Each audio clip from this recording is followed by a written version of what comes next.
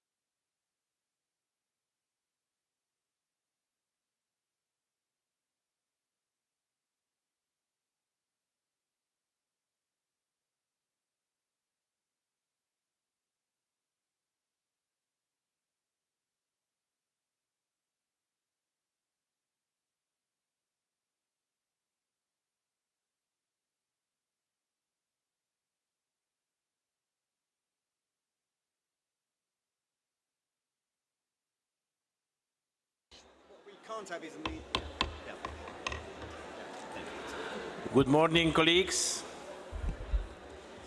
Please take your seats.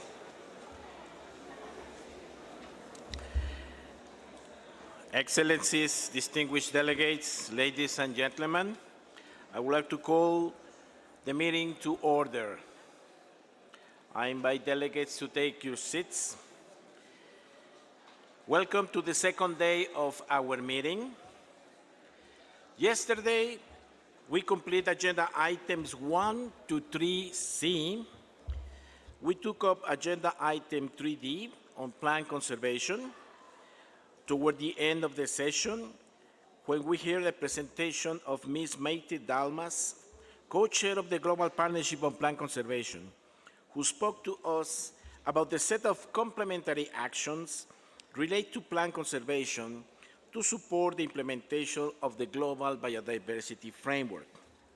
Following the presentation, we hear from 7 parties. When we adjourned the session, we had 11 parties on our speakers list.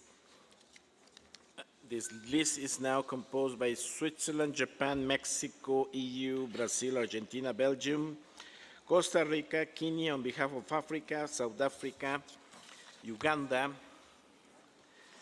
and the list is still open to others who may wish to request the floor. And then let the space for a few observers. I hope we can do this very quick because we still have a very heavy agenda with many documents for today. I will advise you also that it would be some media that will pass around the room for taking some images for awareness of our meeting. You know that already the meeting is public, it's been transmitted by YouTube, but it's good to have some images. So Just to let you know that they will be doing the job. No interviews in particular, but just few images of this session. So let's continue with our business on this agenda item for then to hand over to my colleague Marina to continue with agenda item 4. So I give the floor now to Switzerland, followed by Japan and Mexico. Thank you, Mr. Chair.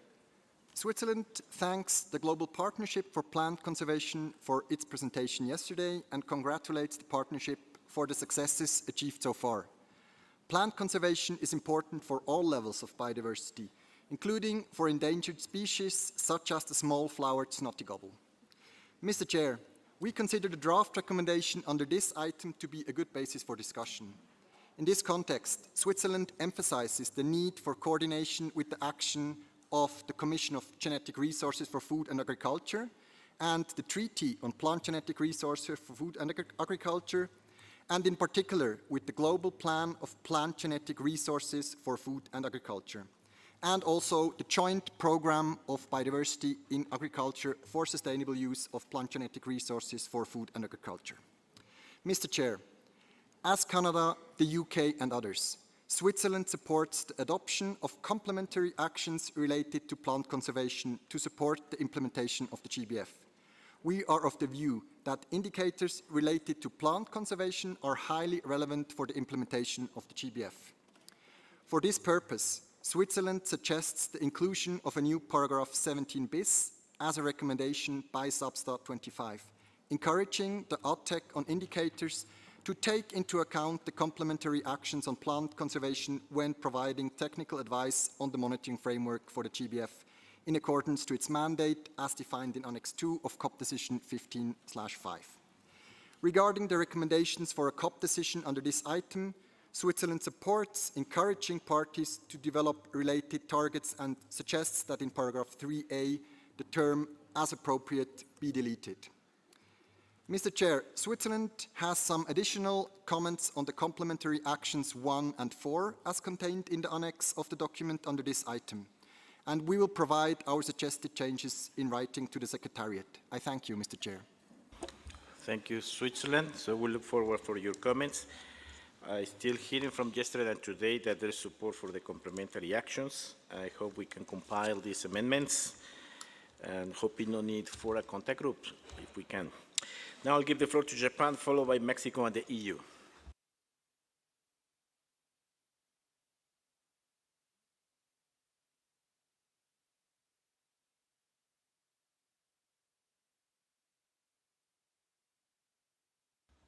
Microphone to Japan, please. Thank you, Chair. And Japan expresses its appreciation for the effort made by the Secretariat to prepare the document. Japan's support for the proposed recommendation in general. In particular, we believe that the complementary actions of the updated global strategy for plant conservation should be reviewed as a flexible framework according to national priorities and capacities and taking into account differences in plant diversity among countries, as mentioned in the para second of the proposed recommendation. In the same respect, we think it is necessary retaining as appropriate in the para 3A of the proposed recommendation, as our NBSAPs should be revised before COP16. The global strategy for plant conservation, which is supposed to be decided by COP16, should be a flexible strategy to support countries' implementation of their new NBSAPs. Thank you. Thank you, Japan. Ahora tiene la palabra México. I now give the floor to Mexico, followed by the European Union and Brazil. Thank you so much, Mr. Chairman. We support the line for the plants under the CBD. However, we consider it relevant that this should encourage conservation actions which will allow artificial plants to be able to be protected with better conservation in situ. As well, we consider that in planning and conservation from a spatial point of view, we must increase significantly taxonomic knowledge, in particular on species with deficient data and at risk, which includes information for various different environments, since the diversity of plants is not exclusive to the earth. We express our support in the implementation of actions for the strategic conservation within the framework for Kunming-Montreal. And we also have some recommendations that we would like to make for the text, and we will be sending these in writing. Thank you so much, and good day to everyone. Thank you very much, Mexico. Good day to all. I now give the floor to the European Union, followed by Brazil and then Argentina. Chair, good morning, colleagues. The European Union considers the global strategy for plant conservation an important tool for conservation of plant species. We welcome its update for actions beyond 2020, as well as its alignment with targets of the Kunming-Montreal Global Biodiversity Framework. We support the complementarity actions included in the annex of document CBD-Substa/25/5. However, we find that some actions could benefit from being more precise. Our suggestions are in line with the report of the expert meeting on the island of Wilm, which is available on the website of this meeting under the tag Other Documents. We will submit them in writing to the Secretariat. Thank you, Chair. Thank you, EU. Now we'll give the floor to Brazil, followed by Argentina and Belgium. Thank you, Chair. And we take note of the update to the global strategy for plant conservation as presented in the annex to the draft decision under document CBD/Substa/25/4. From our perspective, the complementary actions must be consistent with the agreed language from the relevant targets under the Kunming-Montreal Global Biodiversity Framework, must be understood as a flexible framework that considers the specific challenges faced by developing countries. While the update to the global strategy provides a good basis for further discussions, we would highlight some elements that still require some improvements. As a cross-cutting issue, we would suggest including additional reference to coastal and marine ecosystems, which have been often underrepresented in plant conservation actions. Regarding Target 1, we believe there is room to include a new action on promoting the engagement of botanical gardens and arboreta to provide scientific and technical support, as well as seeds and seedlings.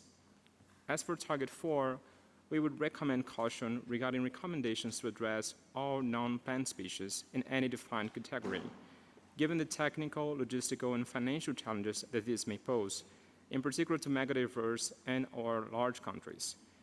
As of 2022, for example, there are 50,313 non-plant species in Brazil.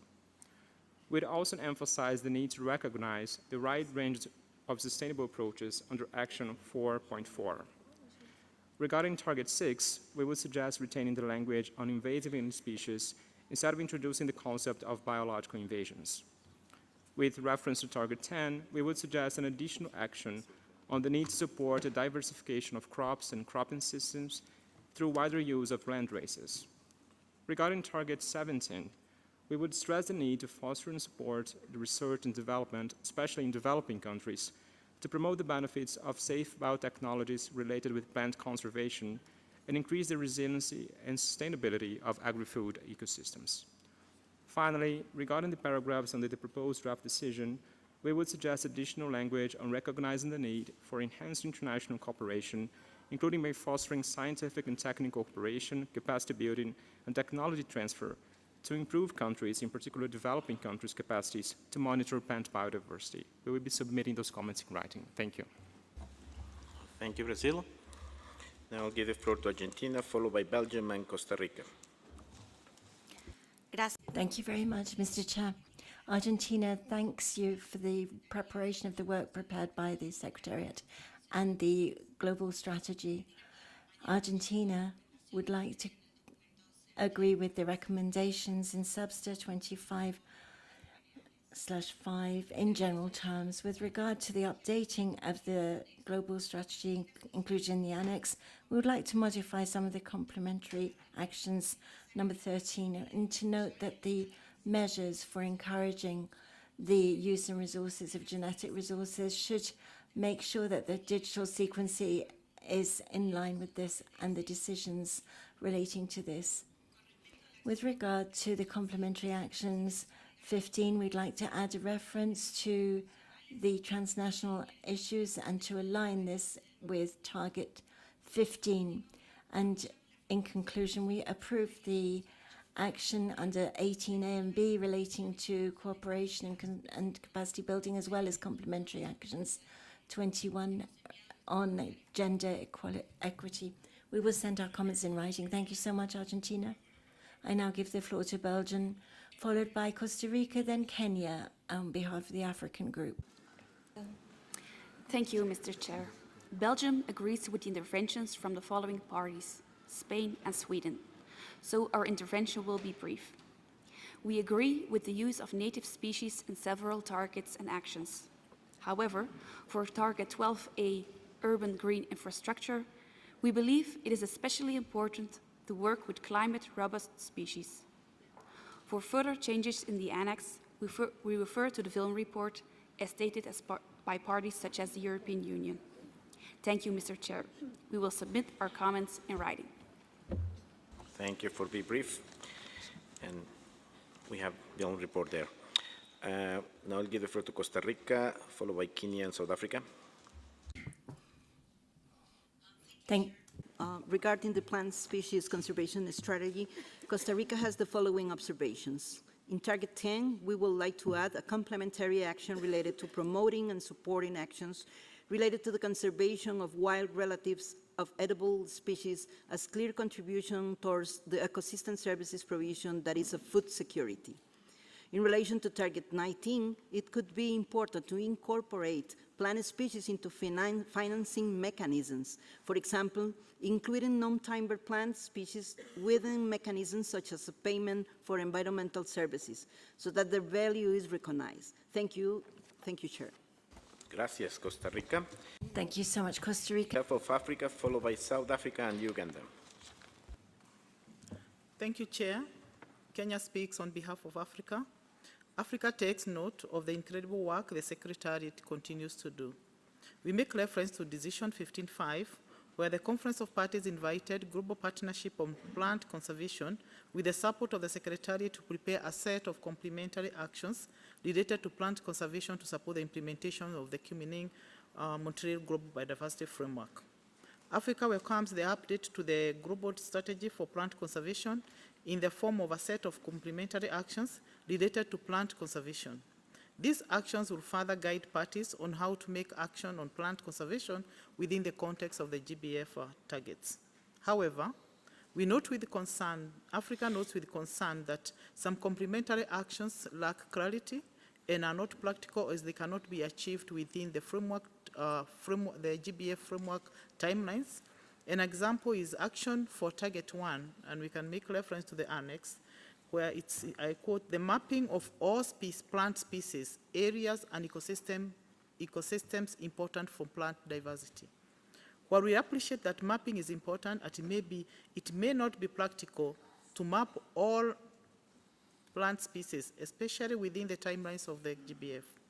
Chair, this is just one example of the concerns identified from the proposed complementary actions. This therefore calls for a further review of the actions to ensure that they are practical, clear, and achievable. Africa proposes that parties can be encouraged to explore working with certain categories of plant species, for example, endangered species, threatened species, or consider target species of conservation concern, just for example.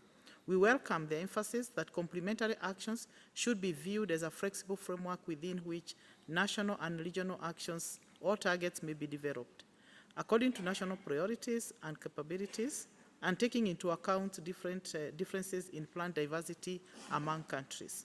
Chair, while parties are encouraged and invited to develop or update national and regional actions or targets related to plant conservation and incorporate them into relevant plans, programs, and initiatives, including the NBSAPs. The actions are not smart to an extent of practicability in implementation, and this makes reference to the one example we have given of mapping all plant species. Hence, aligning the complementary actions to relevant plans will present a challenge within the time frame given. regarding invitation of relevant international and regional organizations to endorse the updated strategy and contribute to its implementation, it's Africa's understanding that implementation of the complementary actions should be party-driven. The question arises, if the proposed endorsement from the regional and other entities is not achieved, what would it mean to the implementation of the updated strategy? Lastly, African finds the language to endorse not suitable, since seeking endorsement within that framework may inhibit progress. The statement will be submitted, and thank you, Chair. Thank you, Kenya, on behalf of African states for those precisions. Now we'll give the floor to South Africa, followed by Uganda and Turkey. Thank you, Chair. South Africa supports the statement made by Kenya on behalf of Africa. South Africa also welcomes the work done by the Global Partnership for Plant Conservation to develop plant conservation actions aligned with the GBF targets. South Africa is well placed to update its existing strategy to address the new recommended actions. However, South Africa seeks clarification on how parties will be expected to report against these actions. It would be useful if there could be a standardized voluntary template developed to allow collection of data in a similar format across countries.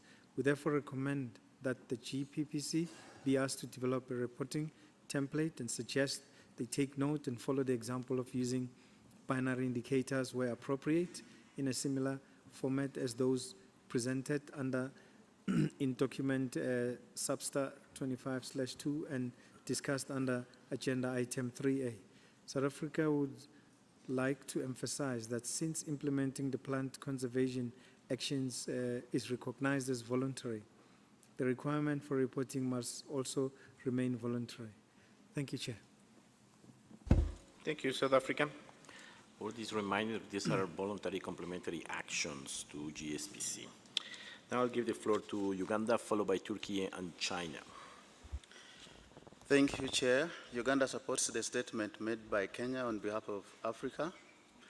Chair, Uganda would like to further emphasize the need for clarity in the annex on the updates to the global strategy of plant conservation in the form of a set of complementary actions related to plant conservation to support the implementation of the Kunming-Montreal Global Biodiversity Framework as raised by Kenya.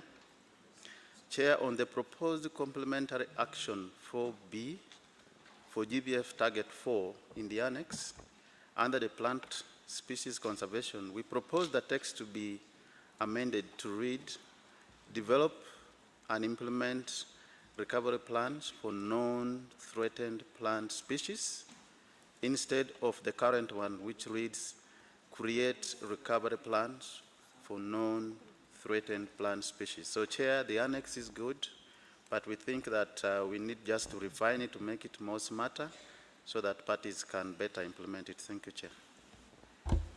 Thank you, Uganda, for that precision. I'll give the floor to Turkey, followed by China and Republic of Korea. Thank you, Mr. Chair.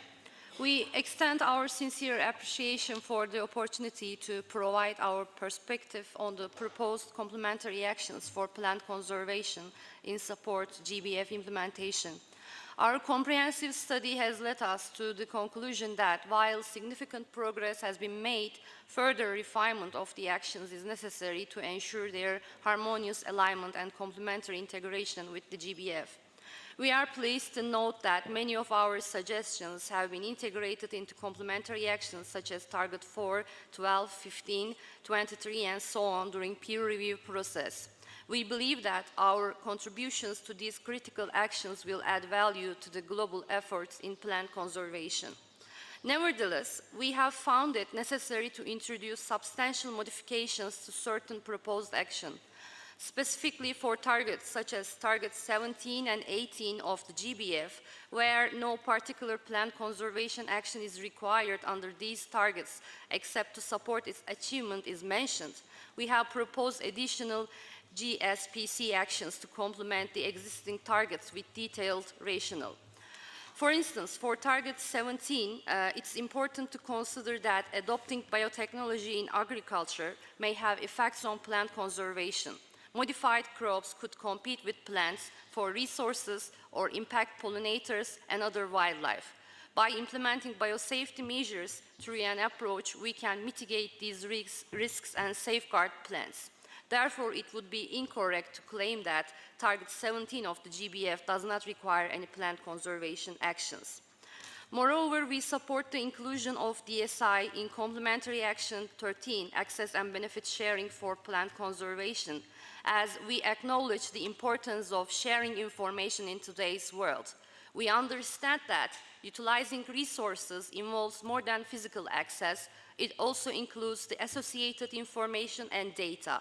Moreover, we believe that sharing benefits derived from the use of sequence information than only physical genetic resources would promote equitable distribution among countries of origin. This inclusion has been a topic of negotiation for a decade now. Furthermore, in the era, the topic has consistently remained an item on the agenda and ultimately became an integral part of the GBF. As a result, it is essential to address it alongside the concept of plant conservation within GSPC. To be short in our intervention, if complementary actions in annex of the document be opened for interventions, we express our utmost eagerness to provide further interventions for each complementary action. We believe that this collaborative approach will significantly enhance the effectiveness and impact of the action outlined in the framework. Thank you once again for considering our input and for your dedication to advancing global plant conservation efforts. Thank you, Turkey. Let me remind you something. These are only complementary actions to what we already have on GSPC. GSPC was updated in 2010, and after a process to identify what else is additionally necessary to ensure full alignment, it doesn't mean that for every target we need complementary actions. If we don't have for some of targets, it's because it's already covered. So let's go back and read what we have already on GSPC, and we are only adding those complementary ones that we need for the alignment.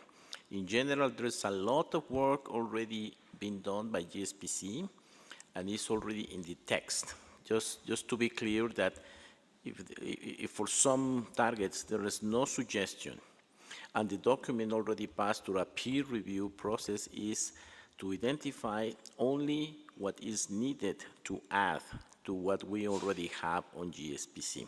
Thank you very much, and I'll give the floor to China, followed by Korea, and then New Zealand. Thank you, Chair. We thank GPPC and BGCI, as well as the Convention Secretariat, for the hard work. We support updating the GSPC. Plants constitute the largest source of primary productivity in terrestrial ecosystems. They are also essential for maintaining ecosystem function. Therefore, the conservation of plants diversity is very important for the stopping the loss of global biodiversity. Although parties reporting of their contribution in achieving GSPC in their national reports is of voluntary nature, the updates of these targets are also very important. The current addition in the annex does not have specific quantitative criteria. Countries can develop their own protection strategies or take direct actions based on their national conditions and GSPC, which will help realize production goals and the KMGBF. In 2019, China developed its Plant Conservation Strategy 2021 to 2030. This year, based on previous discussions on GSPC 2023 to 2030, we are renewing our own national strategy, and the updates being discussed at this meeting will also serve as an important input. Thank you. Thank you, China, and I'll give the floor to Korea, followed by New Zealand and Egypt. Thank you, Chair. The Republic of Korea is working for the achievement of the GSPC and promoting cooperation among the relevant government departments and other organizations.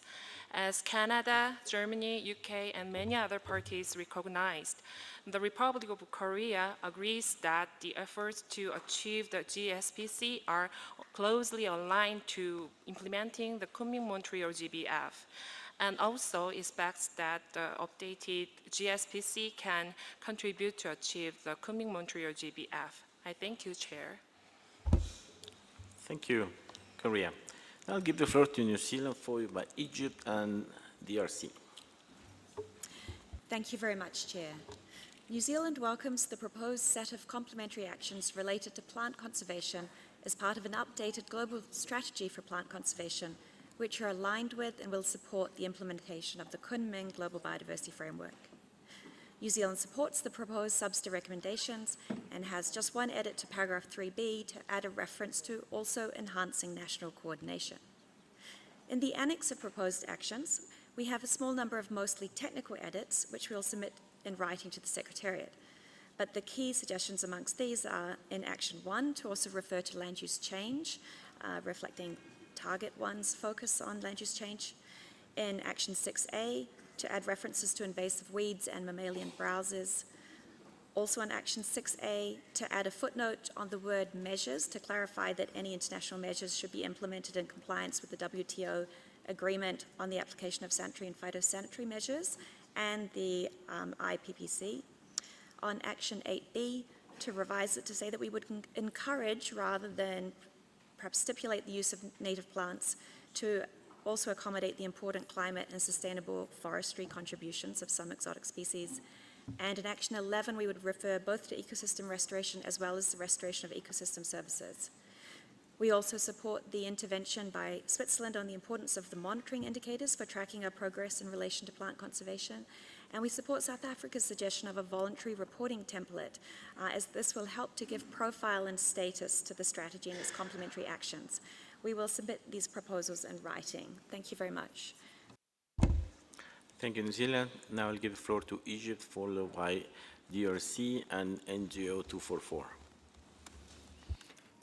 Thank you, Mr. Chairman. This is a very, very short statement. Egypt supports completely the statement given by Kenya on behalf of African countries, and certainly we agree with you that these are complementary actions, not updating strategy. So we should take into consideration all of this. Thank you very much. Thank you, Egypt, for this brief and the clarification. I'll give the floor to DRC, followed by NGO 244 and Women. Merci, Mr. Thank you so much, Chair, for affording me the floor. The DRC wishes to back the statement made by Kenya on behalf of the African group. We'd like to recall here that within the framework of the fight against climate change, it is extremely urgent to preserve the genetic biodiversity of plants in situ and ex situ. We therefore back the reports on the implementation of the Global Plant Conservation Strategy framework and believe it should be part and parcel of the national reports, and that the previous objectives of the GSPC have already been met and will have to be replaced by conservation action within the framework of document CBD-Subsidiary 25/5. The DRC therefore proposes that the draft recommendation should be submitted to the Conference of the Parties to ensure that we're able to adopt a set of complementary actions instead of an autonomous strategy. Thank you. Thank you very much. Now I'll give the floor to NGO 244, followed by Women and CITES. Thank you, Chair. I'm speaking on behalf of Botanic Gardens Conservation International. Botanic Gardens Conservation International, which has 850 member institutions globally, fully supports the adoption of a set of complementary actions related to plant conservation to support the implementation of the Global Biodiversity Framework. The Global Strategy for Plant Conservation has provided an important framework for guiding the conservation work of our members and the broader global botanical community, and has achieved many successes to date. The proposed complementary actions related to plant conservation will continue to provide guidance, motivation, and structure to our ongoing work to secure plant diversity and ensure no plant species go extinct. BGCI is committed to continuing to provide the Secretariat for the Global Partnership for Plant Conservation and will continue to work with the parties at national levels to support their achievement of the Global Strategy for Plant Conservation. Thank you, Chair. Thank you, BGCI, and thank you for your support, always behind plants. Now I'll give the floor to Women and the last intervention from CITES. Thank you, Chair. Irene Natunda from Uganda, speaking on behalf of the UN CBD Women's Caucus. In this crucial moment of updating the global strategy for plant conservation, we advocate for a forward-thinking strategy that not only safeguards our planet's botanical treasures, but also acknowledges the vital role that cultural and gender dynamics play in this endeavor. In this context, the complementary actions of this updated global strategy must be closely aligned with the recently adopted COP15 decisions, which explicitly mandate the integration of a human rights-based approach and gender responsiveness into the implementation of the Kunming-Montreal Global Biodiversity Framework. It becomes imperative for this strategy to follow the language coming from the KMGBF. In that sense, we suggest the concrete text modifications as follows. For the complementary actions related to Target 3, to add at the end of the para the following: recognizing indigenous and traditional territories, so full coherence with the target text is ensured. For the complementary actions related to Target 22, after ensure the full, to replace considerations and effective with equitable, inclusive, effective, and gender responsive. And for the complementary actions related to Target 23, instead of promotes gender equity across, to say ensure gender equality in the implementation of. In closing, the gender inclusive and responsive approach to plant conservation, and by understanding the role of plant diversity in women's livelihoods, well-being, and sustainable development, and the role and contributions of women and girls in plant health, we strengthen our collective resolutions to protect our botanical heritage. We welcome parties' support for our considerations. Thank you, Chair. Thank you, Representative Women. I would like to see if there's support from parties to the suggestions from women on these three actions, complementary actions. Can you raise your hand if there is support? I don't. Well, yeah, Egypt. Thank you, Egypt. So there is support. Thank you. And last intervention from CITES Secretariat. Thank you, Chair. The CITES Secretariat appreciates the information provided on the set of complementary actions related to plant conservation to support the implementation of the Kunming-Montreal Global Biodiversity Framework. The Conference of the Parties to CITES adopted a resolution on cooperation with the Global Strategy for Plant Conservation of the CBD at its 16th meeting in 2013. Through this resolution, the CITES parties noted the potential contribution of CITES to objectives and targets of the previous Global Strategy for Plant Conservation. At its 19th meeting of the Conference of Parties in 2022, the CITES parties, in anticipation of the adoption of the Kunming-Montreal Global Biodiversity Framework and decisions relating to the future of the Global Strategy for Plant Conservation by the parties to CBD, adopted decisions directed to the CITES Plants Committee and Standing Committee to consider the need to revise this resolution with a view to ensure that the two-way collaboration between both conventions on matters relating to plant conservation is reflected. The CITES Plants Committee agreed at its meeting earlier this year to postpone consideration of a revision to Resolution Conf 16.5 on cooperation with the Global Strategy for Plant Conservation of the CBD until its 27th meeting that is scheduled to take place in July 2024, pending the outcomes of the CBD processes. Thank you, Chair. Thank you, CITES Secretariat. I was there in the Plans Committee, and thank you for waiting to CBD to finish its resolutions about these complementary actions on GSPC to continue working together in a complementary way. So with this, we finish our deliberations on this agenda item. I believe that in general there is support for these complementary actions. There are some concrete recommendations to amendments to the recommendation and many precise inputs to enhance the different complementary actions. I don't believe there is a need to have a contact group on this, so I will work with the Secretariat on a CRP document that we will see in a plenary. I hope we can, so be sure that your suggestions are submitted through the page so Secretariat can gather them and to prepare this CRP for the following session. So with this, we move to agenda item 4 with the support of my colleague Marina from Finland that will be chairing. Thank you very much.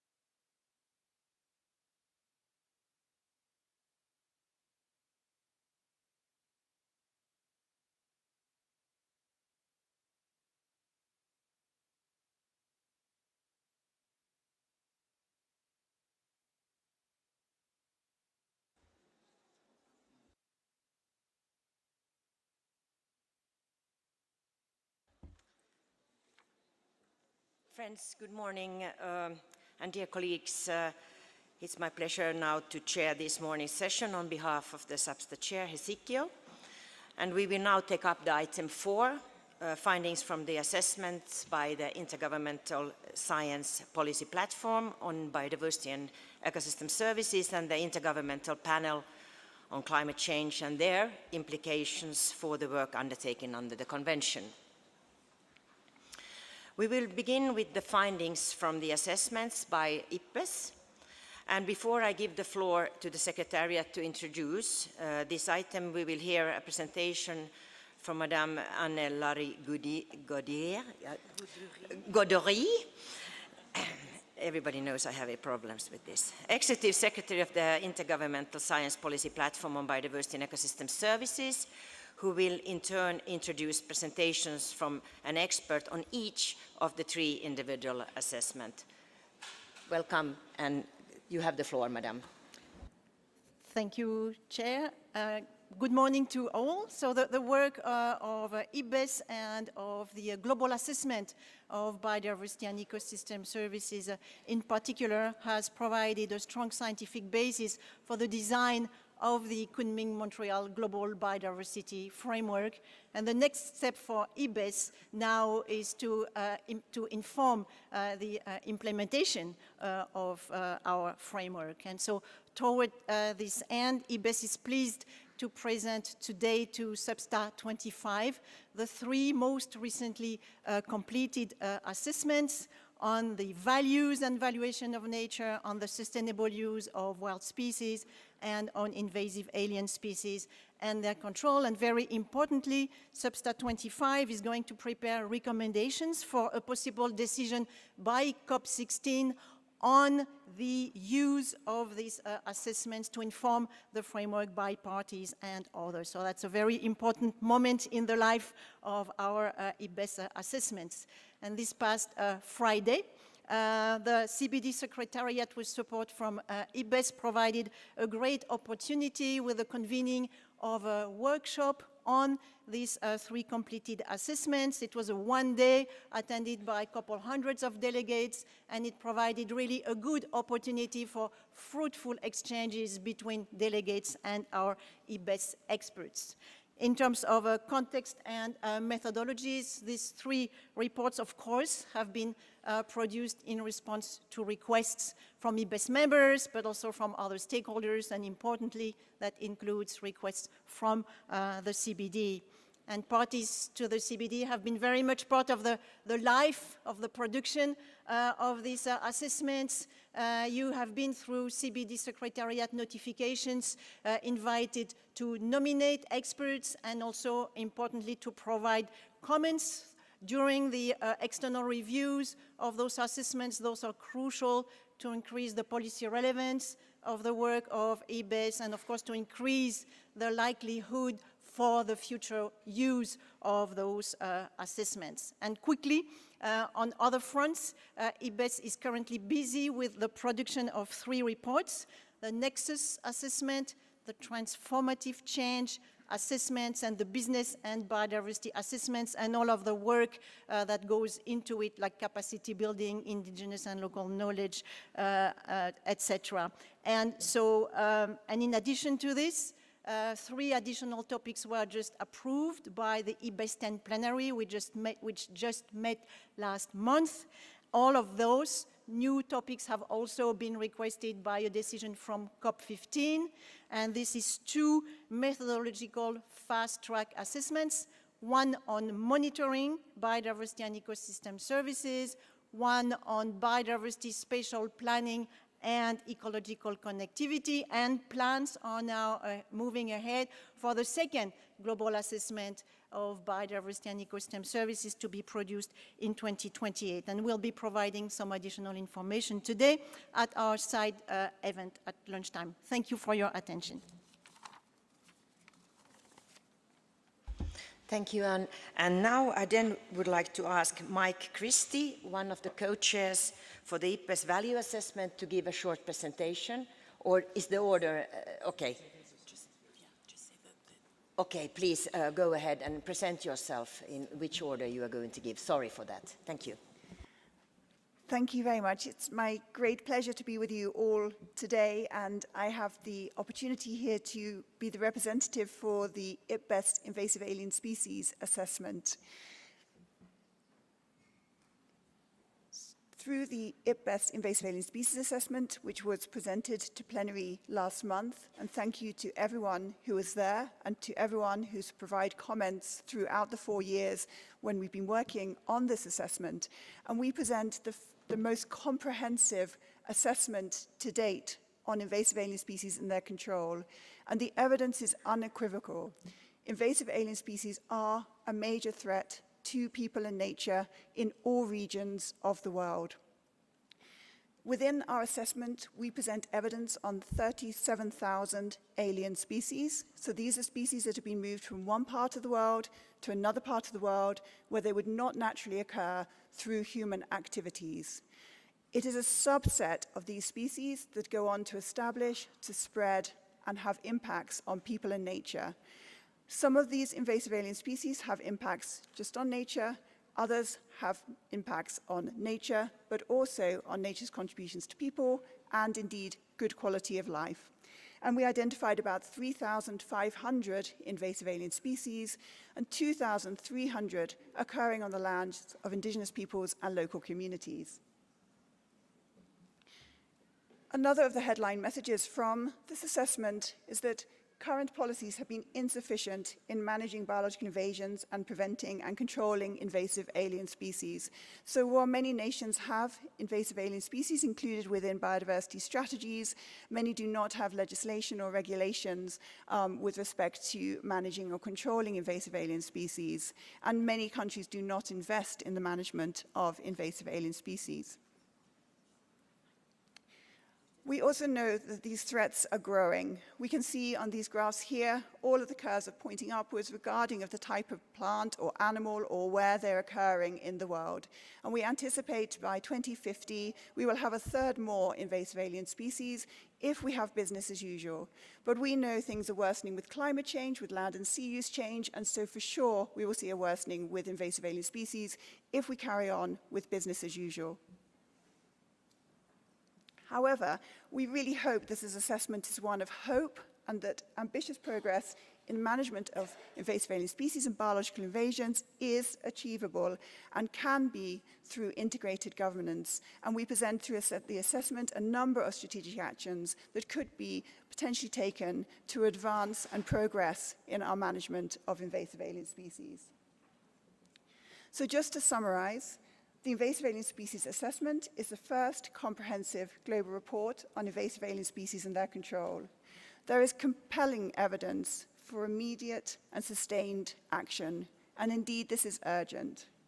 With sufficient resources, long-term commitment, preventing and controlling invasive alien species are attainable goals that will yield significant benefits, long-term benefits for people and nature.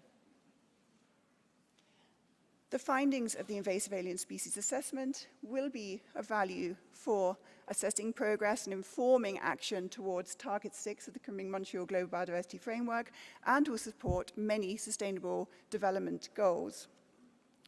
And I really hope that the IPBES assessment report on invasive alien species will be informative for all of you here at SBSTTA-25, but also that the expert team who are incredibly committed to ensuring that this assessment really has the best possible effect will be able to support priorities in addressing outcomes to combat invasive alien species everywhere.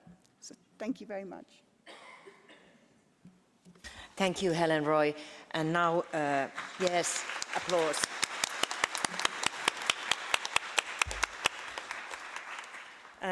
Thank you, Helen Roy. And now, Mike Christie, go ahead, please, on the value assessment. Okay, good morning. I'm going to provide a summary of the values assessment, which looks at the multiple values of nature and contributions to people, methods to value those aspects of nature, and how we feed them into policy decisions for transformative change. In terms of the Global Biodiversity Framework, Goal B talks about values, but the main contribution is to Target 14, which ensures that the multiple values of nature and its contributions are mainstreamed at all levels of government policy. So that's really where the value assessment fits in. We also look at Target 20 in terms of strengthening capacity for undertaking valuation and incorporating decisions. Target 21 is about best available data, and that data includes the values of nature. And Target 22 is about enhancing communication and education about it, so we touch on those aspects as well. The premise for a values assessment is that policymaking has tended to focus on a narrow set of values, and those values tend to be those related to markets. And the cause of that is that other aspects of nature and human well-being is being sacrificed. And what our premise is that we can incorporate a wider diversity of values, we can get better outcomes for nature and people. The values assessment generated a new typology of values, and this is kind of core to it. And that typology recognized different worldviews and knowledge systems, so that of indigenous people and local communities. It also expands our idea of what specific values are, so values in specific contexts and places. So up to now, we focused on instrumental values, so that's values traded through markets of goods and services, and also ecosystem services. But what we also highlight are the intrinsic values, the value of nature for itself, and relational values, so such as the spiritual values of nature, which are non-substitutionable. And one thing the framework doesn't highlight is the intrinsic and relational values, and I think they're really important aspects. In terms of how we express those values, it may be expressed in terms of monetary terms, biophysical terms, and social-cultural terms. In terms of methodologies to look at values, there are many methodologies. So we know how to value nature, so that's not an issue. And we look at those values methodologies in terms of nature-based, statement-based, and behavior-based.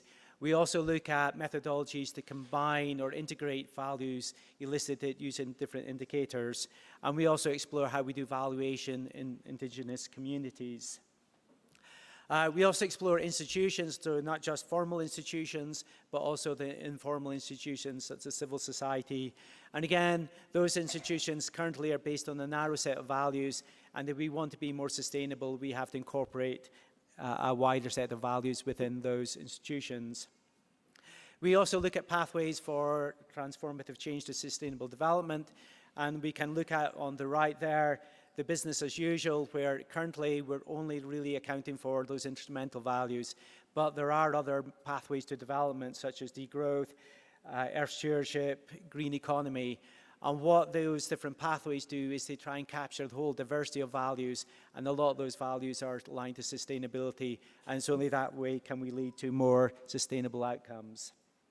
We also look at leverage points for undertaking valuation. So that's recognizing different values, which we largely do, embedding those values in decisions, which we do to some extent. But the more deeper leverage points to sustainability are that we need to reform policies, etc., and change societal goals and norms. So that's a really important aspect. Finally, we also look at knowledge and how we operationalize it. So we've got lots of ideas how you can operationalize the values in decision making. So overall, in order to address the biodiversity crisis, we need to consider that much wider range of values, including those of indigenous peoples, and feed them into different policy-making decisions. Okay, thank you. Thank you, Mike. And then our last, yes. And then the last presentation is by Marla Emery. Go ahead. Chair. The work of the IPBES assessment report on the sustainable use of wild species makes it clear that sustainable use of wild species is critical for people and nature. This and other key elements or other key findings of the sustainable use assessment are broadly relevant to the work of the Convention and to the Global Biodiversity Framework, but I want to just lift up here in particular sections B and C and targets 4, 5, 9, 10, 22, and 23. Billions of people throughout the global north and the global south rely on uses of wild species.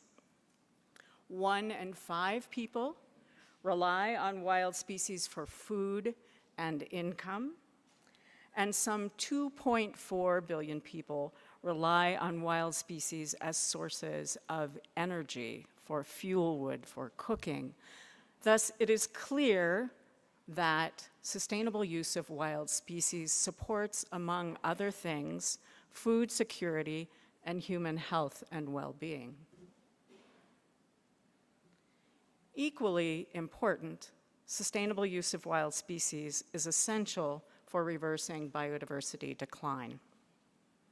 Overexploitation represents the single largest threat to marine biodiversity and the second largest factor in the erosion of biodiversity in terrestrial and freshwater ecosystems. However, the evidence clearly shows that effective management can lead to conservation of wild species and the habitats in which they occur. And there are examples from every global region in which this is the case. Likewise, there are important examples in which effective management has led to the generation of revenue to support conservation and restoration.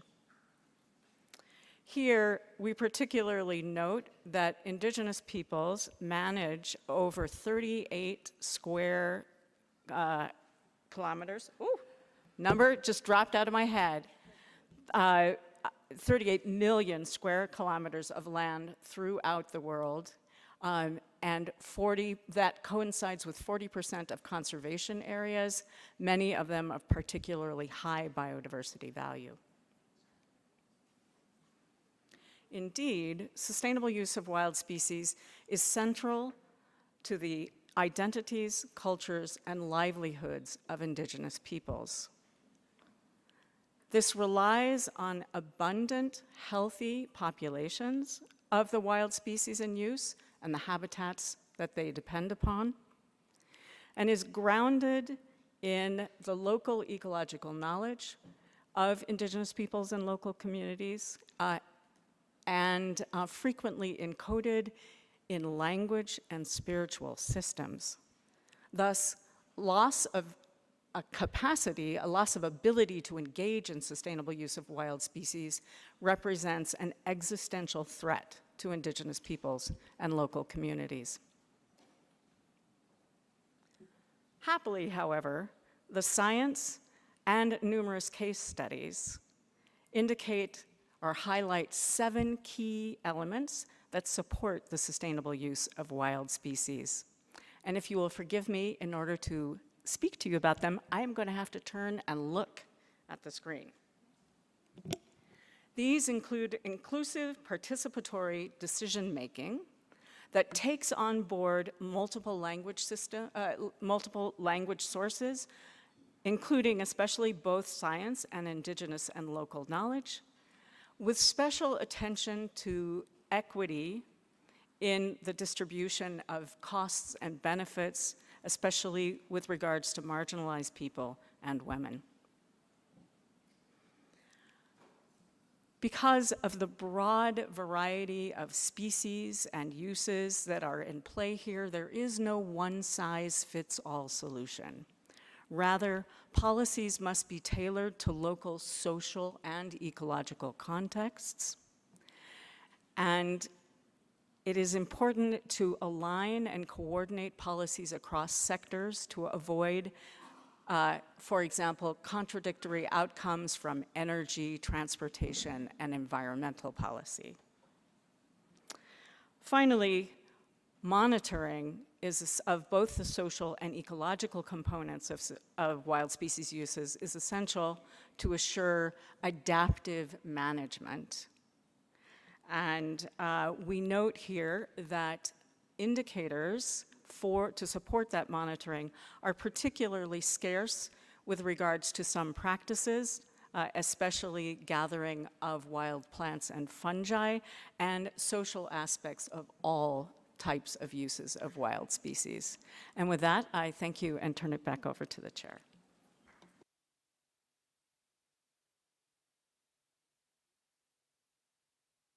Yes, thank you all. Great presentations.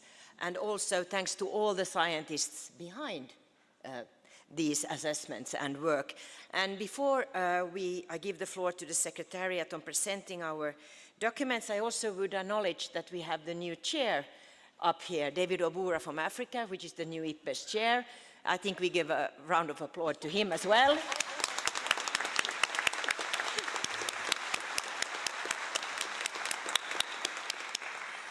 So thank you all. And with that, I would like to, first of all, before we go into the interventions by parties and others, just to remind you all that please, delegates, upload the interventions and your statements in advance of the delivery. So please start to do it now to help the interpreters, and also please when you do your intervention, speak slowly so we help the interpreters in their work. So, colleagues, we will take now the 3 documents prepared in response to each of these 3 IPBES assessment reports together. And afterwards, we will consider the findings from the 6th assessment report of the Intergovernmental Panel on Climate Change and their implications for the work undertaken under the Convention. So before I open the floor, I will give the floor to the Secretariat to introduce these 3 documents. Thank you, Chair. According to standard practice as set out in Decision 1225, the Executive Secretary is requested to bring the deliverables of the Intergovernmental Science Policy Platform on Biodiversity and Ecosystem Services, IPBES, to the attention of the subsidiary body for its consideration with regards to the relevance of the findings to the work of the Convention and for the development as appropriate of recommendations to the Conference of the Parties. On item 4, the Secretariat has prepared document Substa/25/6, review of findings from the methodological assessment report on the diverse values and valuation of nature of the Intergovernmental Science Policy Platform on Biodiversity and Ecosystem Services and their implications for the work undertaken under the Convention. This document was prepared pursuant also to Decision 1519, where the Conference of the Parties requested the subsidiary body on scientific, technical, and technological advice to consider the findings of the summary for policymakers of the methodological assessment report on the diverse values and valuation of nature, and to provide recommendations relating to the implementation of the Convention and, in particular, of the Kunming-Montreal Global Biodiversity Framework for consideration by the Conference of the Parties at its 16th meeting. Also on item 4, the Secretariat has prepared, pursuant also to Decision 1523, document Substa/25/7, which contains a review of findings from the thematic assessment report on the sustainable use of wild species of the IPBES and the implications for the work undertaken under the Convention. Finally, on this item, the Secretariat has prepared, pursuant also to Decision 1529, document Substa/25/8, Rev 1, review of information from the thematic assessment of invasive alien species and their control of the IPBES and its implication for work undertaken under the Convention. This document replaces the previous Substa/25/8 document, which was prepared prior to IPBES 10, prior to the IPBES 10 plenary. Therefore, a revised version was prepared after this plenary took place. The subsidiary body is invited to consider the draft recommendations provided in these documents. Thank you, Chair. Thank you, Secretariat. And I also would like, now when I open the floor, to remind you that the sustainable wildlife management will also be considered under agenda item 6. So your interventions under the present item should focus on the recommendation in document 25/7 only. Furthermore, invasive alien species and their control will be considered under agenda item 5, as your interventions on the present item should focus on the recommendations in document 25/8, Reb 1 only. So, dear delegates, on item 4, I would like to request that since we are considering the 3 documents relating to the IPBES assessment altogether, please identify the assessment that you are referring to or the document. So you are referring to document 6 on values, document 7 on sustainable use, or document 8 on Reb 1 on invasive alien species. This will help the audience to understand your comments and assist the Secretariat to capture your comments. Thank you. So now I open the interventions on item 4 on documents 6, 7, and 8, Rev 1. Thank you.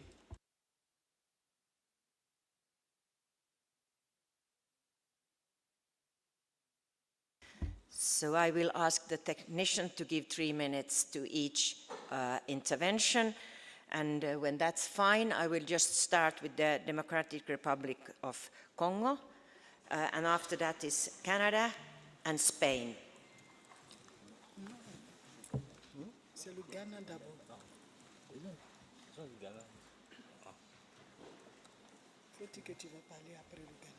Congo, you have the floor, please.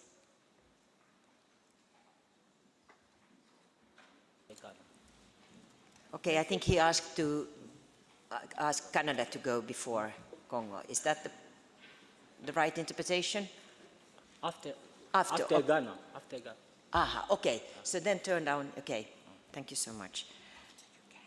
After Uganda. Okay. Congo speaks after Uganda. Canada, you have the floor, followed by Spain. Thank you, Chair. Canada recognized the important role that the IPBES plays in developing, sharing, and transferring knowledge for biodiversity, and would like to encourage the CBD to continue making suggestions for the work program of the IPBES to help ensure its policy relevance and to continue recognizing and utilizing the work of the IPBES. Canada wants also to express its appreciation to the Secretariat for the analysis of the BES assessment and the IPCC report. The documents provide valuable analysis and relevant linkages for the work undertaken under the Convention. Canada supports welcoming the BES assessment and the 6th assessment report of the IPCC. However, Canada notes that the documents and recommendations discussed under item 4 have strong links with other agenda items. So Canada would prefer to address subject matter under the appropriate agenda item at Substar and or other future CBD meeting as appropriate, and that diving into subject matter under the IPBES item may not be the best way to proceed. As an alternative approach to Substar recommendation on the assessments and reports, Canada could propose that Substar 1 welcomes the various assessments completed, 2 encourages party and other to consider their key messages when updating their national biodiversity strategy and action plans and implementing them to achieve the Kunming-Montreal GBF, and 3, requests the Secretariat to ensure that their subject matter be highlighted in the context of future CBD discussion on each specific subject. More specifically, we would prefer that the findings from the IPBES assessment on invasive alien species, their implications for the work undertaken under the Convention and subsequent recommendation to COP16 to be addressed or reflected under Agenda Item 5, that similarly the relevant finding from the IPBES thematic assessment on sustainable use of wild species, their implication for the work undertaken under the Convention and subsequent recommendation to COP16 with overlapping objective with the Sustainable Wildlife Management Agenda item be addressed under Agenda Item 6. And finally, that the finding of the 6th assessment report of the IPCC listed under the Agenda Item 4 to be moved under Agenda Item 7 and reflected in the Substat decision as well as in the draft COP16 decision under that agenda item. Canada will provide the detail of its suggestion to the Secretary in writing. Thank you, Chair. Thank you, Canada. Then we have Spain, followed by European Union. Spain, you have the floor. Thank you very much, Madam Chair. Spain values very positively the work carried out by IPBES and its assessments.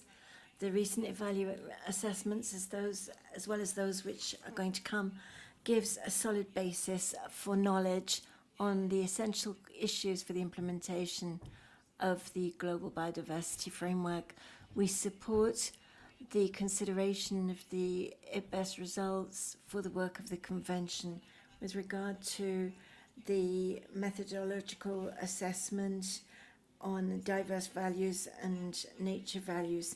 We believe that what's been established and agreed on in the initial text, we would like to emphasize the fact that the different systems of values and concepts is a cross-cutting issue which is very important for the implementation of the Convention, in particular for the Global Biodiversity Framework. We have a few proposals for amendments to highlight the importance of ensuring that all levels of government take into account different systems and concepts relating to values, including an explicit mention to subnational governments, as well as to complement in the last paragraph of the recommendation the list of stakeholders in terms of targets 22 and 25 with regard to the sustainable use of wild species and its thematic assessment report. We have some amendments to suggest to recall that the overexploitation of species is one of the principal factors affecting biodiversity, or to include an explicit reference to this in the recommendation, the needs of populations which are vulnerable in relation to the sustainable use of wild species.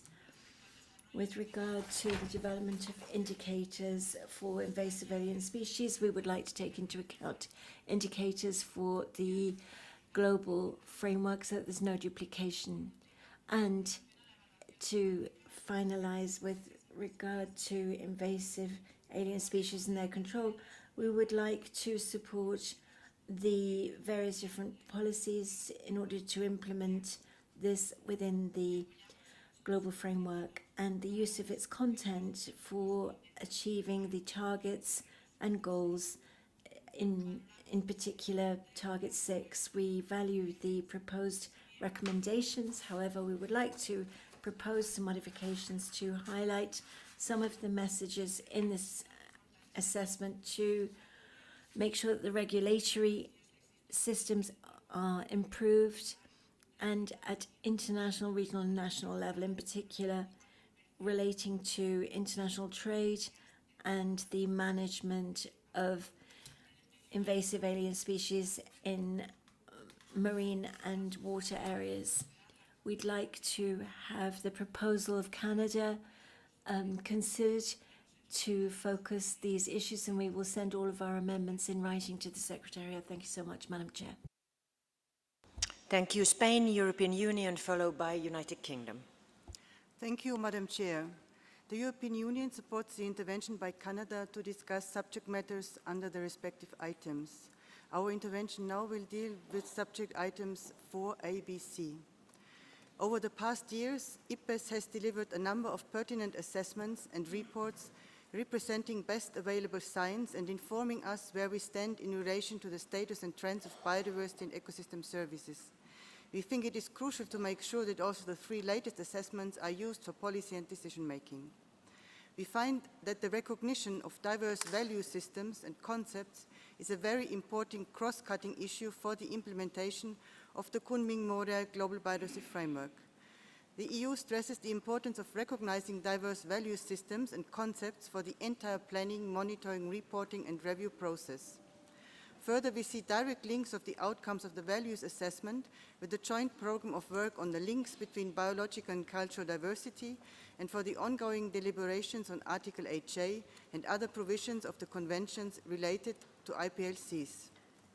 We find that the key messages of the assessment of sustainable use of wild species are critically important for the achievement of several of the targets of the Kunming-Montreal Global Biodiversity Framework. We welcome the publication of the thematic assessment report on invasive alien species and their control, and we support endorsing its summary for policymakers in view of its relevance for the implementation of the Kunming-Montreal Global Biodiversity Framework. We have some amendments to all 3 draft recommendations, mainly to reinforce the language. Our proposals are inspired by the suggestions included in the report of the experts meeting on the island of Wilm, which is available on the website of these meetings under other documents. We will submit our comments in writing to the Secretariat. Thank you, Madam Chair. Thank you, European Union. United Kingdom, followed by Netherlands and Russian Federation. United Kingdom, please. Thank you, Chair. The UK strongly supports the work of IPBES and the IPCC, which both provide world-leading scientific advice, and we'd like to thank all of the experts involved in the production of these reports. We support welcoming them and endorsing their findings, and we're keen to find effective ways of using the evidence contained within them to help the implementation of the framework and the convention. In practice, that has implications far beyond this agenda item and indeed this meeting. The draft decisions contain some good suggestions, however, we believe that they do not go far enough. There is no mechanism to support their implementation, and there are few links made to the many relevant areas of ongoing work under other agenda items or other bodies of the Convention. So we're worried that the findings will be discussed here and then simply forgotten.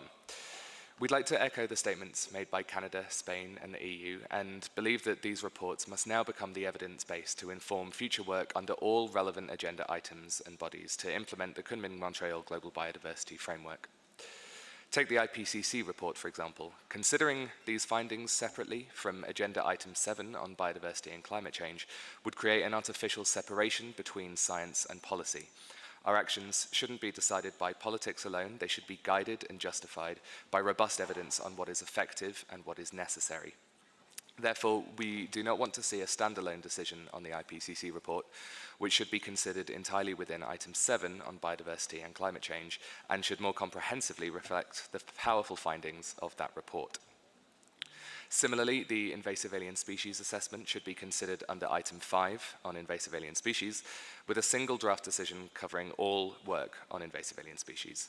This decision should embed the use of the IPBES findings in future work to support the implementation of Target 6. Also, in relation to invasive alien species, we'd like the Executive Secretary to report back to a future SBSTTA meeting on technical knowledge sharing and capacity building activities undertaken by the Secretariat and seek guidance on further work. We'd also like the decision to strengthen international cooperation and sustained resourcing of action against invasive species, and to support the newly established Global Biodiversity Information Facilities Task Force on Invasive Species. We're happy to consider the sustainable use and values assessments under this agenda item. However, the 7 elements of effective policy making that were identified in the sustainable use assessment should also be integrated into further work under sustainable wildlife management. And similarly, the implications of the values assessment should be considered by the working group on Article 8J and in the context of the joint programme of work. We've submitted some proposals to the Secretariat to reflect this statement, and we look forward to working constructively with parties to help secure an ambitious outcome that supports the vital work we set ourselves at COP15 last year. Thank you. Thank you, UK, Netherlands, followed by Russian Federation and Brazil. Thank you very much for the floor, Ms. Co-Chair. The Netherlands welcomes these 3 important IPBES reports on diverse values, sustainable use of wild species, and invasive alien species, and we commend all the work done by experts to create this report. It is essential that we base our decisions, plans, and follow-up actions on sound science, such as presented in these reports. The 3 reports and its key messages are key for the implementation of the coming Montreal Global Biodiversity Framework. The key messages of the IPBES assessment should be made clear for all relevant stakeholders and the public. As such, the decisions will benefit from mentioning the key messages explicitly in the decision to increase visibility. Specifically, for the decision regarding the recently adopted assessment on invasive alien species, the Netherlands underscored the importance to strengthen regulations, not only at the national level, but also at the regional and international level. Secondly, the Netherlands regards it key to increase public awareness of the threats and impacts of invasive alien species, and would therefore like to see this reflected in the decision. We will send our comments in writing. Thank you, Chair. Thank you, Netherlands. And then we have Russian Federation, followed by Brazil and Colombia. Доброе утро. Good morning, everyone. Thank you very much, Madam Chair.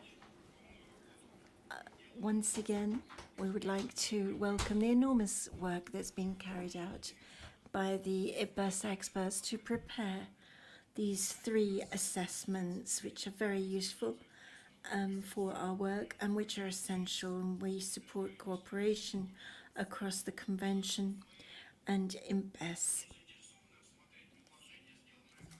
We'd like to look at the proposal made by Canada. Потому что часть рекомендаций, которые содержатся в 3 документах. Russian, there is no translation at the moment. Please, interpreters, do we get... Okay, maybe I... No, Madam. Madam, there was a technical problem. The part as related to our general support to IPBES and actually cooperation between Convention and Platform was actually translated already, so I just moved further saying that we are happy to consider option suggested by Canada, because we see it a very logical step forward. A number of recommendations from 3 documents, 6, 7, and 8, Ref 1, can be actually incorporated and probably will have much better place in recommendation on other agenda items, specifically for sure from our perspective for wildlife management and for invasives as well. As related to documents, first of all, our suggestion is to consolidate 3 documents into 1. We don't see the need to have 3 separate recommendations coming from SBSTTA.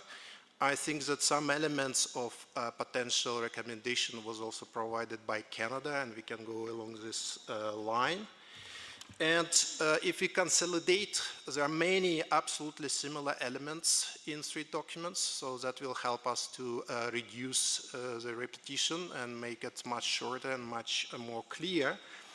The first paragraph for us will be actually welcoming 3 assessment and key messages. We are not ready to endorse any of those messages. We don't think it's actually appropriate for this level of recommendations actually to endorse messages from assessments which subject to really different interpretation and different use in different countries based on circumstances.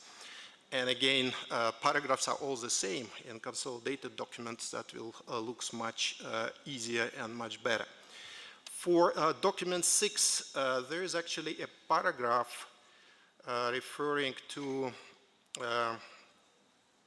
paragraph 4, I think, for the renewed commitments, and also refer to the 8J program of work. We see that a reference to the process to develop new 8J program is redundant, as actually the recommendation, if you read it, is a recommendation, a draft recommendation of COP. We very much believe that the new 8J program will be adopted by COP16. So there is no reason to say that welcome the process which already will be completed in 3 weeks in Geneva. So it's a redundant element if it's need to stay, but we definitely welcome to renewed commitments for the joint program of work.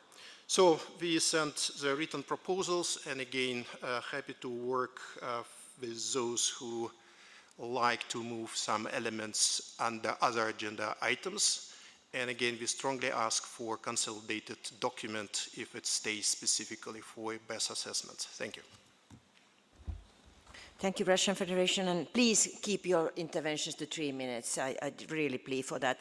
Brazil, Colombia, and then we have Ghana. Brazil, you have the floor.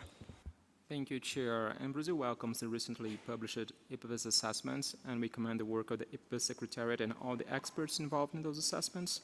Regarding document 25/6, we would suggest a nuanced approach towards the recommendations under paragraph 7, as the IPBES values assessment recognizes that given the diversity of social, economic, and ecological context, there is no one-size-fits-all valuation method, and available valuation methods may be adapted to address local realities. We'd also suggest a more concise language to paragraph 7C as follows. Support participatory processes to promote different sustainability pathways, which we believe is more consistent with CBD's mandate and the 2030 Agenda for Sustainable Development. With regards to document 25/7, we would highlight that the monitoring of wild species is resource intensive and may require more support and investment to overcome the existing capacity, financial, technical, and institutional challenges which are more pronounced in developing countries. In this regard, we would stress the importance of community-based monitoring as an effective tool to address monitoring needs. Furthermore, we would emphasize the need to support policies that consider levels of poverty, inequality, and food insecurity across groups in vulnerable situations that rely on the sustainable use of wild species. At the same time, we would express some concern regarding paragraph 4.g, as we understand is out of the mandate of the Convention to address all technological developments. Regarding document Substa 25/8, additional emphasis is needed on the need to ensure the availability and accessibility of information and means of implementation, in particular to developing countries. The IPBES assessment has clearly recognized that additional efforts and cooperation are particularly needed to improve data collection in Africa, Latin America, and the Caribbean, and Asia. We'd also favor a more flexible approach to the actions under paragraph 5, which should aim at promoting cross-sectoral cooperation in a manner consistent with relevant international obligations, in particular those under the World Trade Organization, before considering the need to develop new frameworks. We would further suggest replacing the reference to information platforms with data collection in paragraph 5.8 to maintain coherence with the SPM. As a cross-cutting comment to all the previous documents, we understand that expression endorse the key messages may provide an unbalanced understanding of the assessments, as the key messages are part of the SPMs. Therefore, we would prefer a more standard language to refer to those elements that would read as follows. welcomes the approval of the assessment, including its SPM and its key messages. I understand we'll have the opportunity to come back to address the document on IPCC, so we'll get to come back at a later stage. Thank you. Thank you, Brazil, for a very precise intervention. Colombia, followed by Ghana. Thank you very much, Madam Chair. With regard to the assessment on methodological assessment of values and valuation of nature, we have the following concerns. Firstly, it's important to value and analyze the issues relating to indigenous peoples and local communities, which include many different groups, palenqueros, for example, and these are very important with regard to the management of alien species, and we require financing so that we can increase capacity building to promote the traditional knowledge in terms of the use and management of biodiversity. We need to make sure that we give states more information.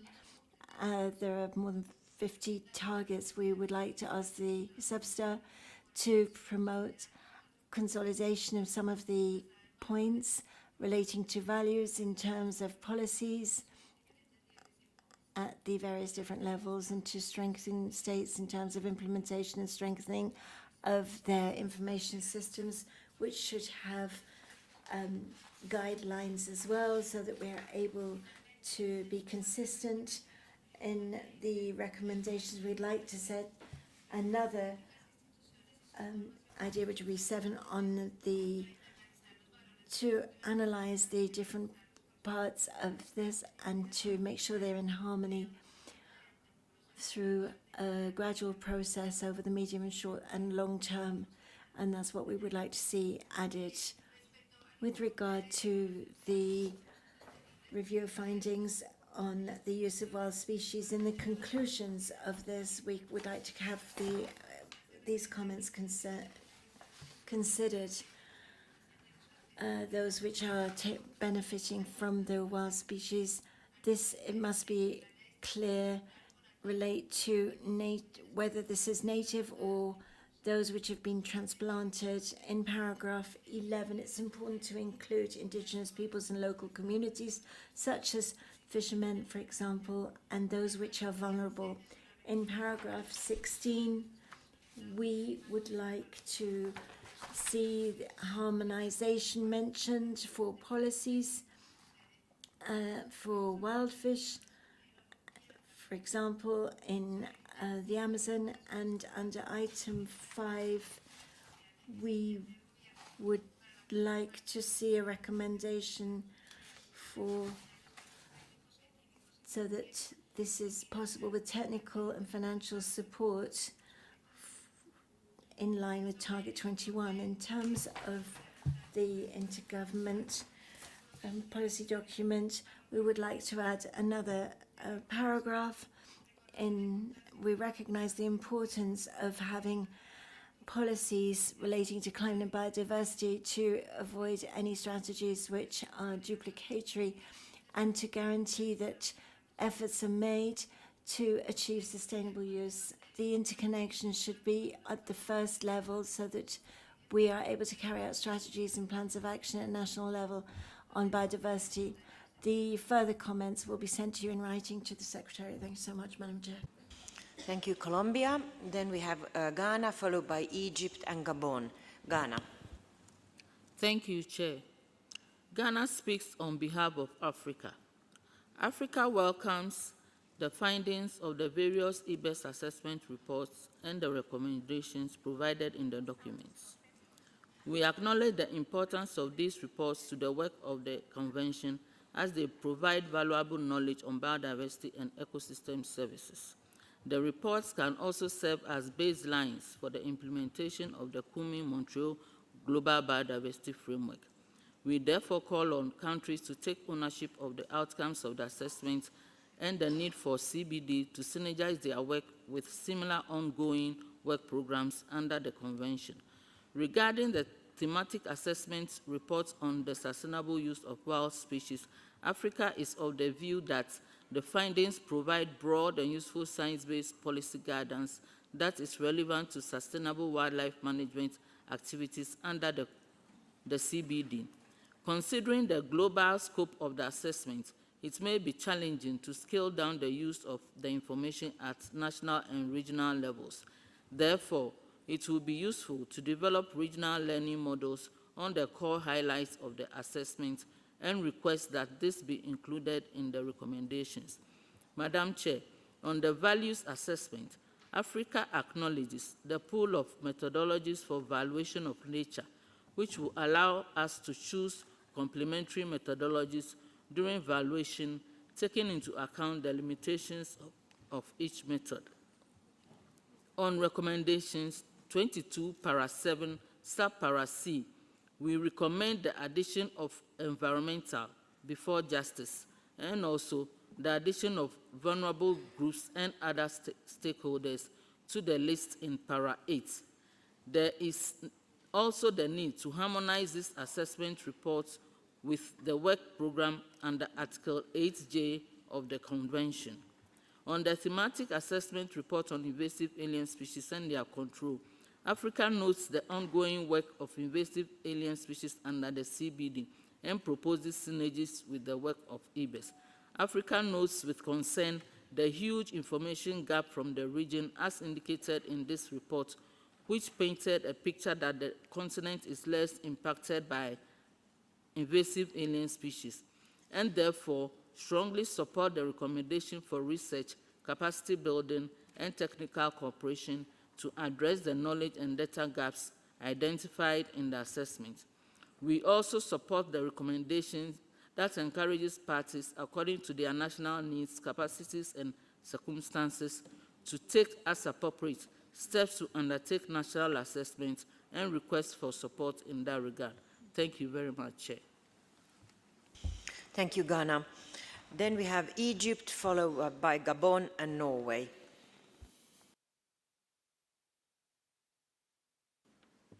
Thank you, Madam Chair. As African, I would like to welcome the African share of IPBES. This is the first time that Africa is very proud to have an African person to share IPBES. I don't need to say much about IPBES work over the last 10 years, where 11 documents or assessments were made. But for the sake of time, Egypt supports fully the statement given by Africa, on behalf of Africa, as well as previous statements, especially Canada, Spain, UK, EU, and others, because they cover most of the time, of the issues. For me, whenever I look at all of these assessments, especially the 3 ones, they provide information, knowledge, and way forward how to deal with issues in a proper way, simply because you have the knowledge of the world.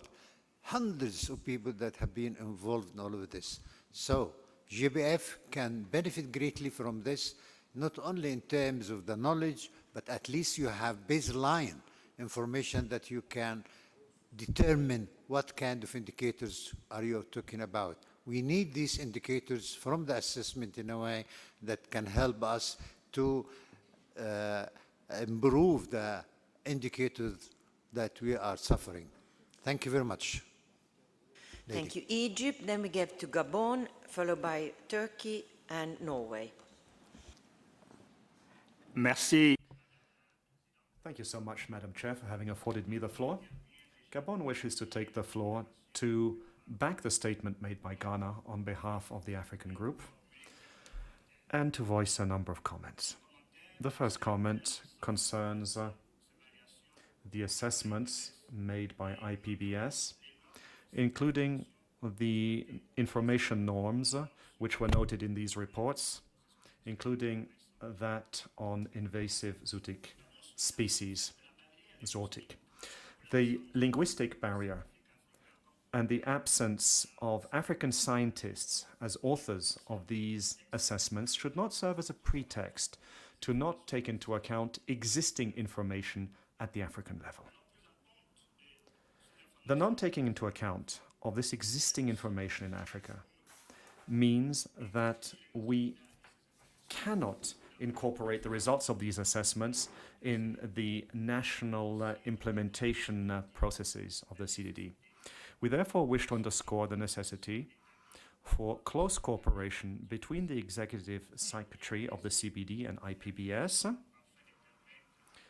this to enable the effective taking into account of these conclusions in decision-making. Concerning document CDD Substa-25/7, which tackles the use of wild species, Gabon recognizes that wild species contribute to maintaining the health of ecosystems. And this promotes nutritional systems in a sustainable way. This is why we back the draft recommendation. However, having said this, Gabon would propose to add to the end of paragraph 4H of the recommendation the following reference: in keeping with national legislation. Now, we would like you to add these words at the end of paragraph 4H, because we believe that legislation of access to land and forests vary from one country to the next. So it's an important addition. Thank you. Thank you, Gabon. Then we have Turkey, followed by Norway and Switzerland. Thank you. Turkey will give a general statement for the documents with our appreciations. We firmly believe that recognizing the values associated with nature is essential for achieving development and conserving biodiversity. We fully endorse the messages outlined in the assessments. These messages emphasize principles and guidelines that should shape our actions in terms of conserving biodiversity. In Turkey, we recognize that different cultures and knowledge systems shape people's relationship with nature, influencing their values and perceptions of biodiversity. Therefore, we support initiatives that strengthen these connections between cultural diversity. We support that parties, governments, relevant organizations, and stakeholders to utilize these assessments information when implementing both the Convention on Biological Diversity and the coming Montreal Global Biodiversity Framework. We strongly believe that these findings offer insights for shaping national strategies and action plans regarding biodiversity. In accordance with the recommendations of the documents, Turkey is fully committed to enhancing our capacity to consider and incorporate the assessment's findings in our implementation processes. Collaborative efforts and capacity building play a role in achieving biodiversity conservation. Turkey places emphasis on inclusivity when it comes to decision-making processes related to biodiversity. We fully support the participation of peoples, women, youth, and individuals with disabilities as outlined in Targets 22 and 23 of the framework. We also support the items on the documents related with invasive alien species, wildlife, and climate change, and ready to be in cooperation with parties and other relevant stakeholders. To be more effective on these items, we should promote raise awareness at all levels about the values associated with nature and support prioritizing nature-based solutions.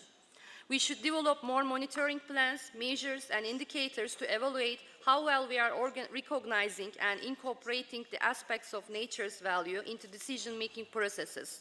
It is important to assess the effectiveness of our policies and initiatives in achieving our goals for conserving biodiversity and promoting sustainability. In conclusion, Turkey reaffirms its dedication to the principles and suggestions outlined in these documents. We believe that recognizing and respecting nature's value is crucial for attaining the objectives set by the Convention on Biological Diversity and GBF if the assessment is implemented nationally. We eagerly support integrating these values into national policies and practices for the betterment of both people and nature. Thank you. Thank you, and then we give the floor to Norway, followed by Switzerland and New Zealand. Thank you, Madam Chair. Norway recognizes the great value of IPBES and the excellent complementarity between IPBES and the CBD. We highly appreciate that the Substa systematically assesses the reports coming from IPBES, which represent the best available knowledge on the various themes, and based on these, make relevant recommendations to the COP. We also appreciate that IPBES continues to deliver important products and are planning new assessments that will be crucial for the implementation of the Global Biodiversity Framework and which directly responds to the calls of the CBD. Such as the development of a second global assessment of biodiversity and ecosystem services and the methodological assessment on monitoring biodiversity and nature's contributions to people, amongst others. We find all the assessments presented to be important and of great value to CBD's work and welcome and support all recommendations to strengthen, include, and actively use the scientific findings, results, and recommendations from the assessments. We agree with many interventions on the need for strengthening the linkages between the reports and the CBD decisions even further. When it regards the value report, we find that the main underlying cause of the global nature crisis is the narrow way we value nature in political and financial decision-making, if we value it at all. The key to solving the nature crisis is closely connected to valuation of nature, and we have established that transformational change is needed to solve the nature crisis. We therefore support an approach for making more use of the findings from the IPBES report on diverse values that encompasses, informs, and undergirds all efforts within all the targets of the KM framework. Finally, we also welcome the publication of the 6th assessment report of the IPCC and note with appreciation the outcomes. We agree with several of the parties that the main findings could be incorporated into item 7 on biodiversity and climate change in order to enhance its visibility and strengthen the link between biodiversity and climate change, and through this, the coming COP decision on the issue.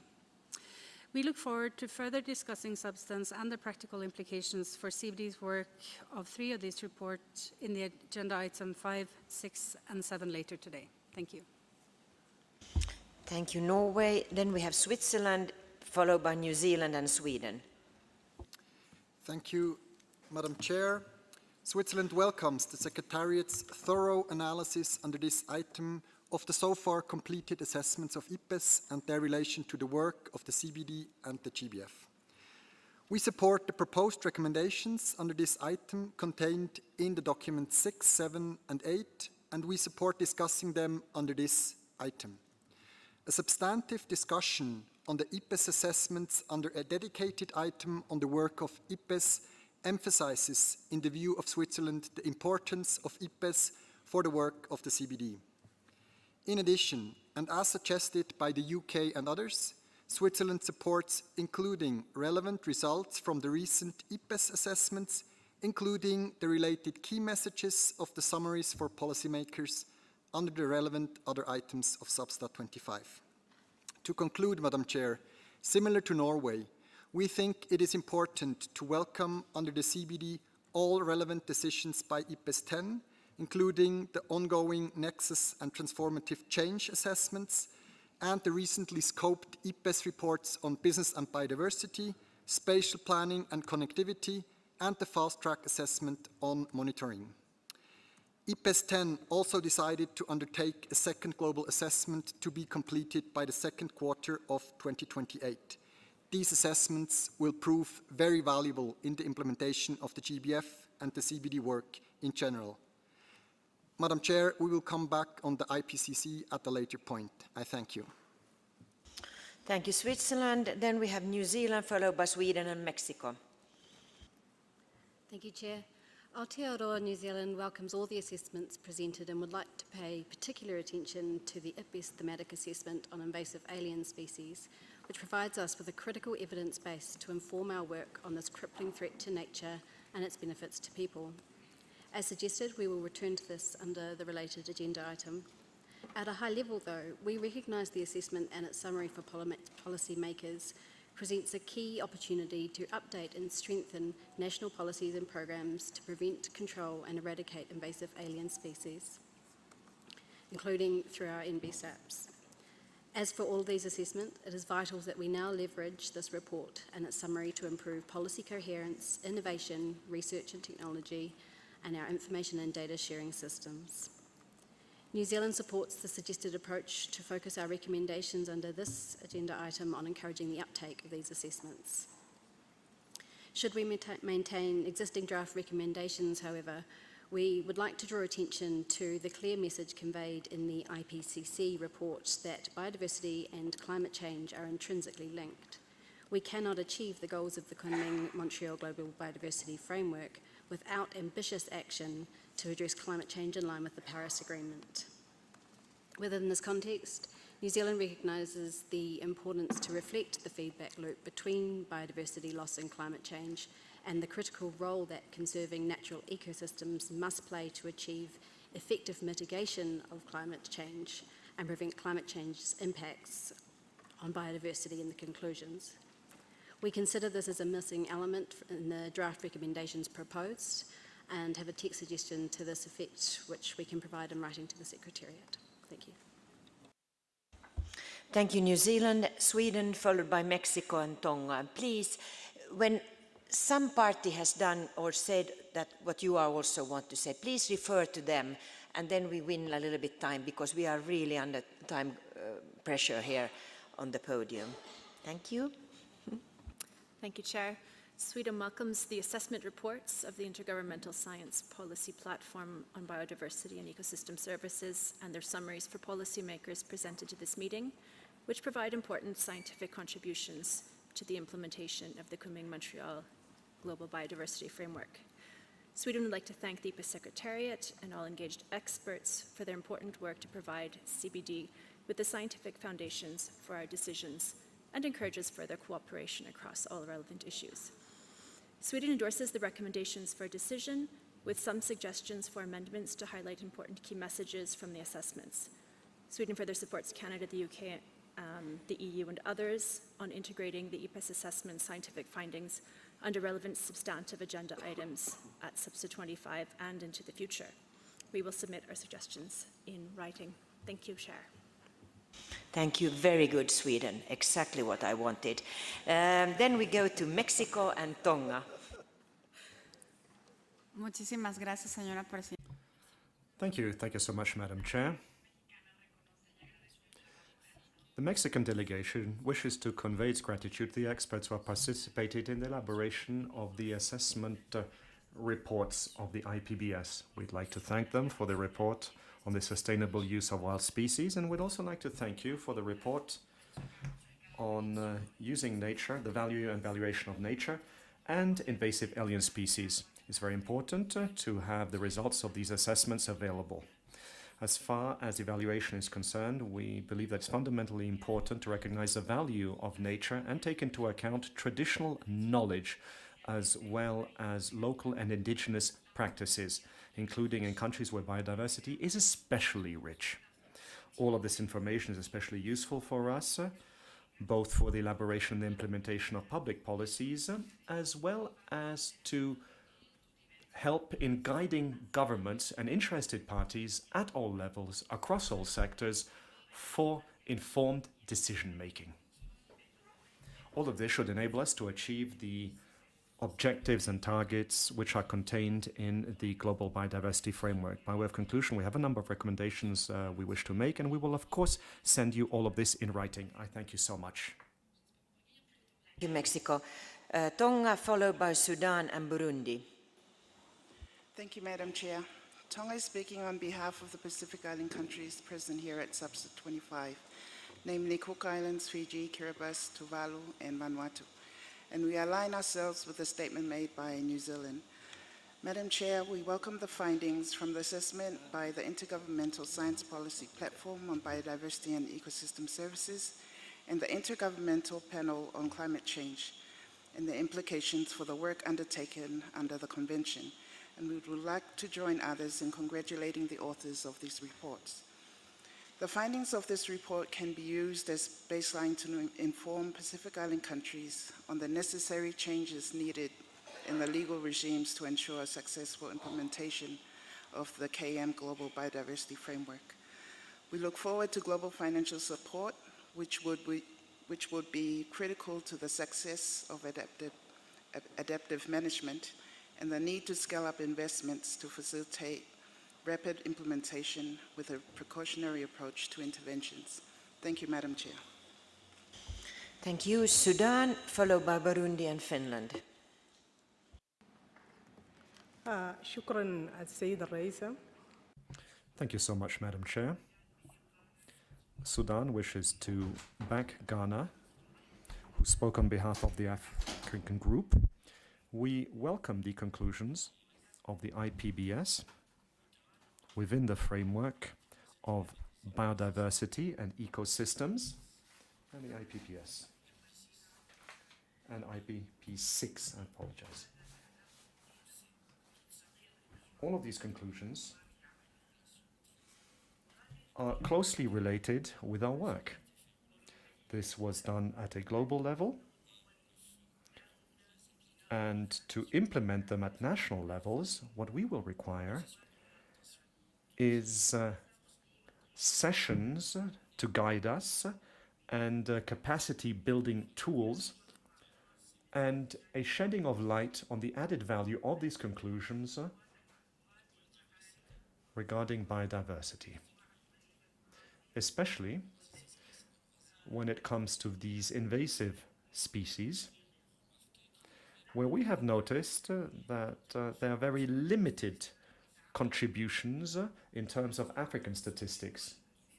We require this type of information to enable us to build up capacities at an African level. Thank you. Thank you, Sudan. Then Burundi, followed by Finland and Japan. Merci. Thank you so much, Madam Chair.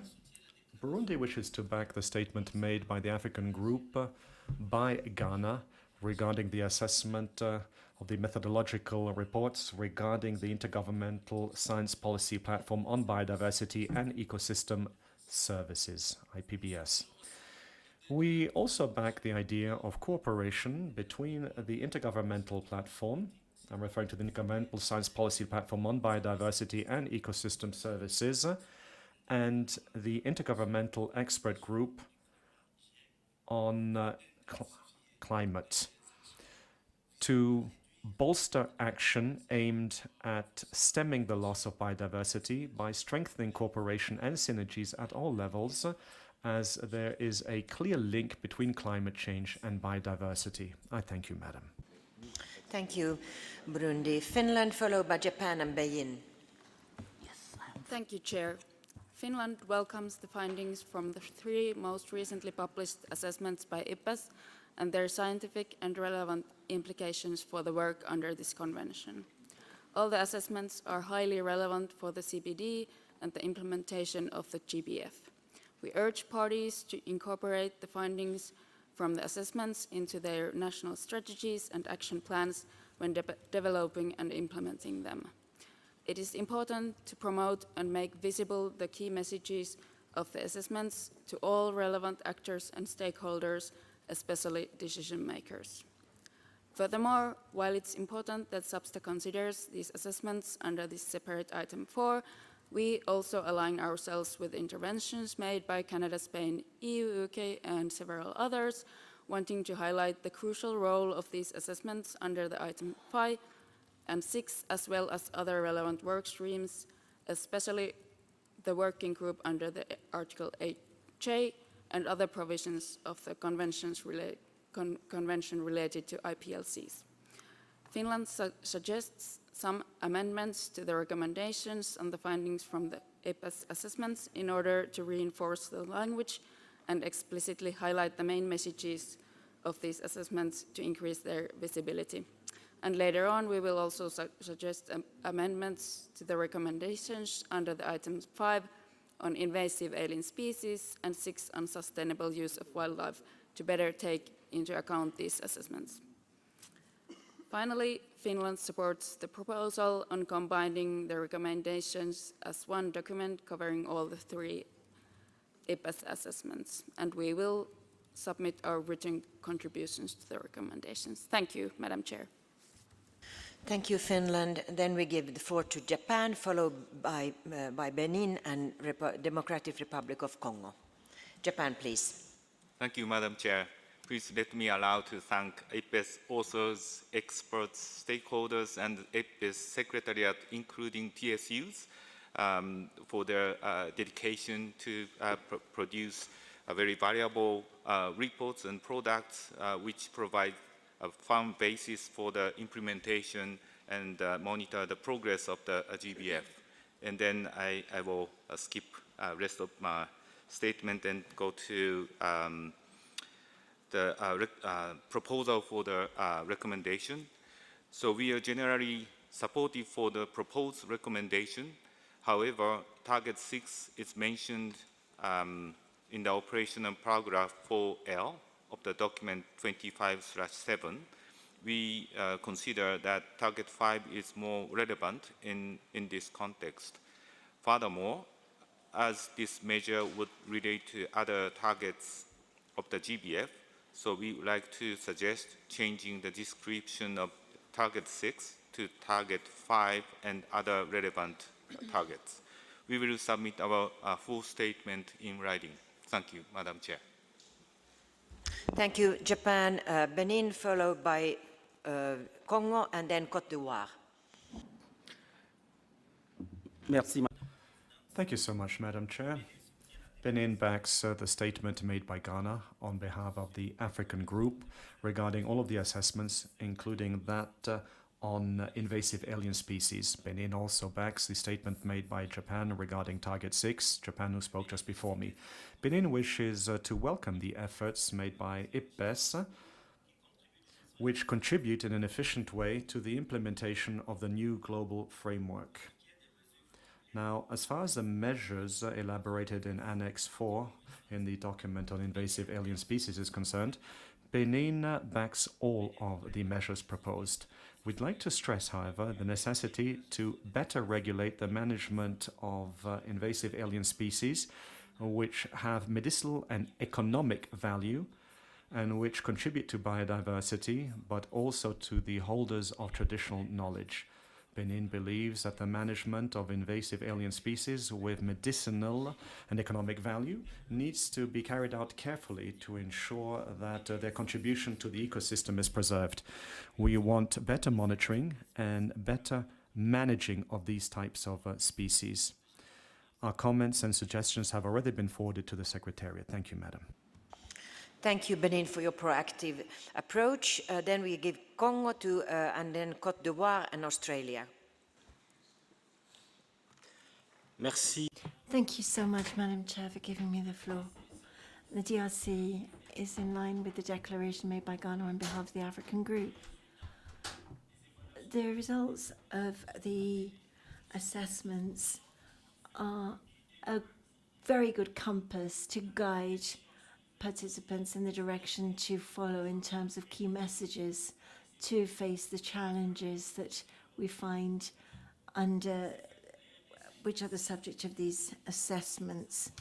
Under document 6, the capacity building is extremely important for strengthening the proper management of IPBES and to take into account the research in terms of decision making.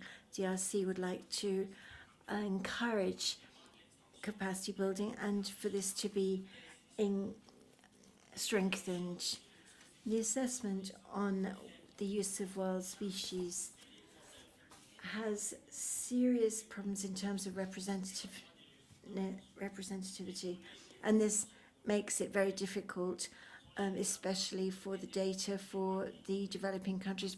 Perhaps some of these are ignored because they are lacking, but because there are linguistic barriers as well, have been deliberately created, and DRC would like to request IPBES to take urgent measures to break down these linguistic barriers and make sure that the different regions are included in the assessments.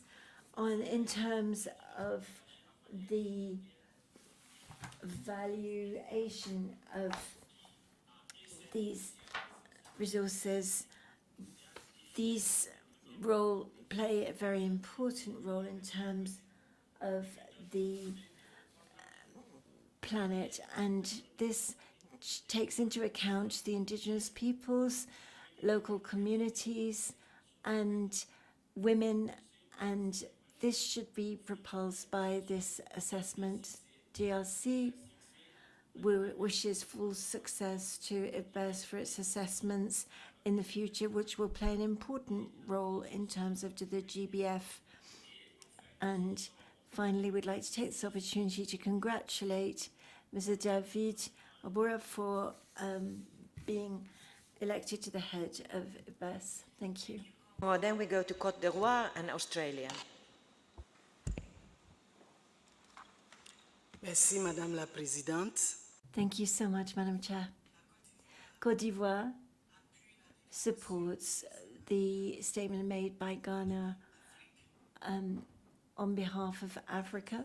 Côte d'Ivoire welcomes the conclusions made in the different reports, assessment reports, which provide important information on diversity and ecosystem services, and contributes in this way to the implementation for the Global Biodiversity Framework, Kunming-Montreal.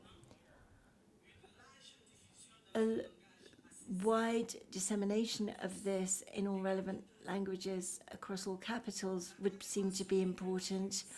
Africa is very committed in providing scientific relevant data which are properly proven.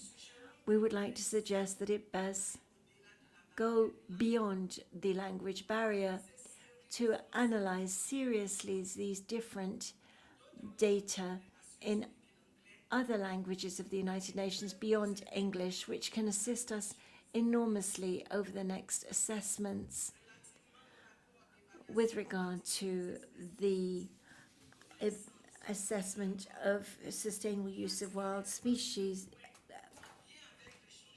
The thematic assessment report on invasive alien species and their control. We underscore the need to carry out a thematic evaluation on the environment for a better understanding of the situation and the setting up of mechanisms to remedy these.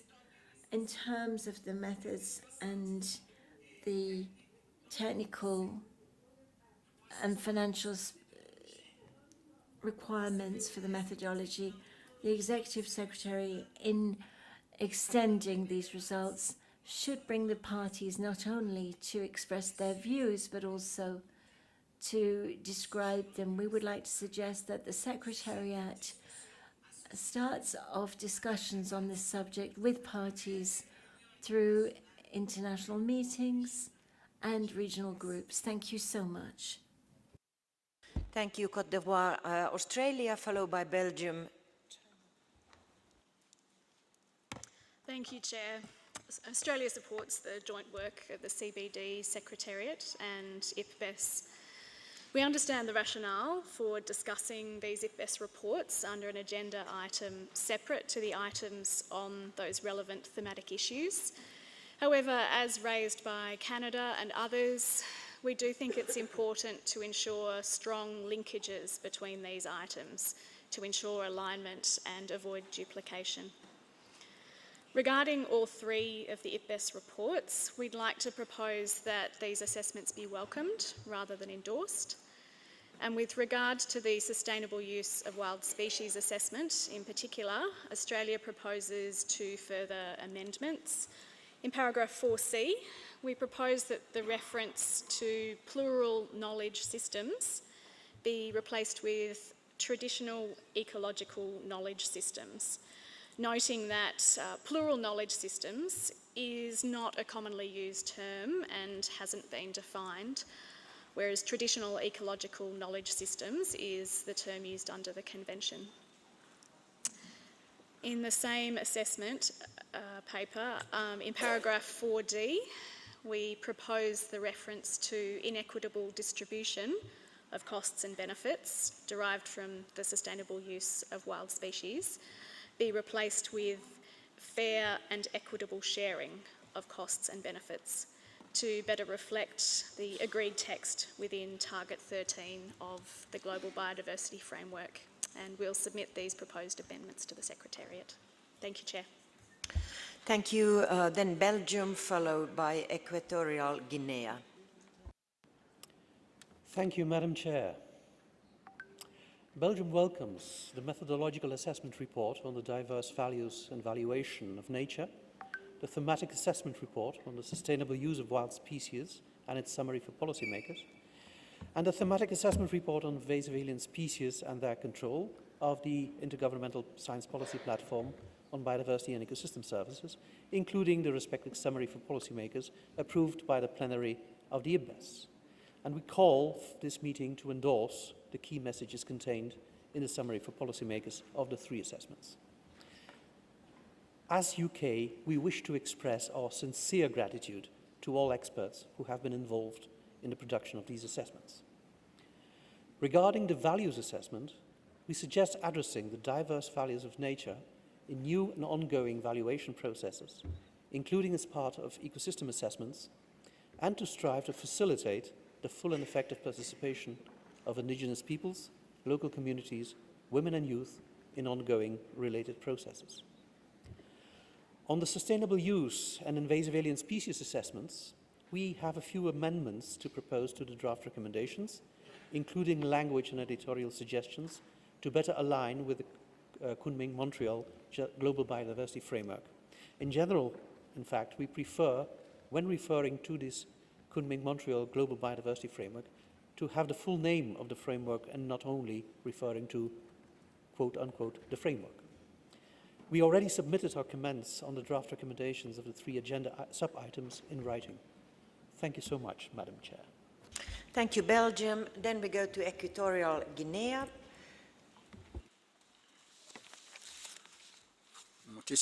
Thank you so much, Madam Chair, for giving me the floor. The Equatorial Guinea Republic supports the statement made by the African group presented by Ghana. And we'd like to thank the preliminary report data in terms of the assessments on alien species, wild species as well. And I will focus on document 25.8, Rev 1, the invasive alien species and their control. Technically, these species represent a grave concern, not only for people as well as in other ways, and we believe it's important to work more closely with local communities, because on many occasions these local communities do not necessarily have the technical and scientific or economic power to be able to identify these species as invasive alien species. Therefore, it's so important that in these reports we establish a very clear paragraph on awareness raising for these communities, particularly in developing countries, so as was mentioned by Brazil and the DRC, because in fact, when these local communities have the potential to identify these species as being invasive alien species, in consequence, they are not able to carry out the control of these invasive alien species. So we would recommend that the platform and the different panels working in the sector design mechanisms that will allow those developing countries and their local communities so that they're able to work better and more efficiently on these processes. Thank you so much. We give the floor to Malawi, followed by South Africa. Thank you, Madam Chair. We would like to thank IPBES for the assessment reports and also recognize their relevance for GBF implementation. would like to make these specific comments. One, on invasive species, with regards to recommendation 5 of the document, we recommend special reference to developing countries on subparagraphs 5D and 5E. We also propose an additional subparagraph under paragraph 5 with regards to communication, education, and public awareness to enhance public and political uptake of these scientific findings, which we'll submit in writing. With regards to methodological assessment on the diverse values of nature, we welcome paragraph 6 of the draft recommendation, and that this recommendation will specifically be useful in supporting the capacities for application and use of the options for valuation methodologies. We'll also submit textual proposals with regards to this, as it's very important for measuring progress for targets 10 and 14, among others, in the GBF. Finally, we would like to strongly echo what has been mentioned by Ghana on behalf of Africa on the limitation these assessments face in terms of coverage of information from Africa, which affects the representativeness of the global reports. We believe that further support for national assessments is one of the options for addressing this limitation to ensure availability of data for those countries whose information is underrepresented in these reports. We remain appreciative of the work of IPBES. Thank you, Chair. Thank you, Malawi. Then we go to South Africa. Thank you, Madam Chair. South Africa supports the statement made by Ghana on behalf of Africa. South Africa welcomes and supports the 3 findings of the IPBES assessment and their implications for the work undertaken under the Convention. South Africa believes that the sustainable use of wild species is central to the identity, cultural expressions, and livelihoods of many indigenous peoples and local communities. We believe that the findings of this assessment provide broad and useful science-based policy guidance that is relevant to sustainable wildlife management activities under the CBD, as well as the goals and targets of the GBF. We support the idea of moving this report to item 6. In terms of the assessment on invasive alien species, we see that report providing valuable information on the status quo of the management and control of invasive alien species at global level. We believe that the statistics and other elements provided in the report will contribute towards the domestication and effective implementation of Target 6 of the GBF.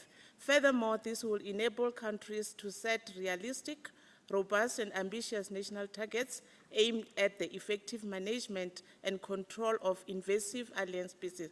However, we would like to suggest that this report be considered under item 5 for purposes of ease of consolidation. Chair, we welcome the summary by the Executive Secretary on the findings from the 6th assessment report of the Intergovernmental Panel on Climate Change and their implications for the work undertaken under the Convention. We would like this report to be considered under item 7 as expressed by other countries, since it is very logical. This will also help in terms of consolidating the issues together. Finally, Chair, in terms of the draft recommendations, South Africa noted the detailed elements suggested and has made text proposal for further deliberation. In the interest of time, we will not read them, but they are included in our written statement to be submitted. Thank you very much. Thank you for your cooperation.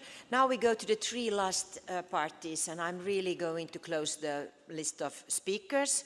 So we have India, Argentina, and the Central Africa Republic. So India, go ahead. Thank you, Madam Chair. India welcomes the reference of thematic assessment of IPBES, as we believe in its relevance in the management of invasive alien species. We acknowledge the work of ITEG on invasive alien species, including identifying methods, tools, and strategies for the management of invasive alien species. We also appreciate the efforts made by the Secretariat to engage with relevant international organizations in harmonizing different elements of invasive alien species management.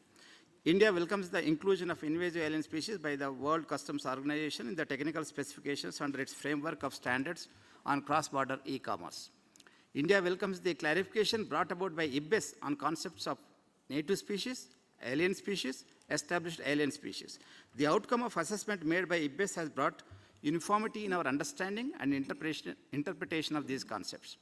India urges SBSTA to make a strong recommendation on developing national regulatory instruments and policies by the parties to reduce transport and introduction of invasive alien species and regulation of online trade and areas that are not already covered by existing standards.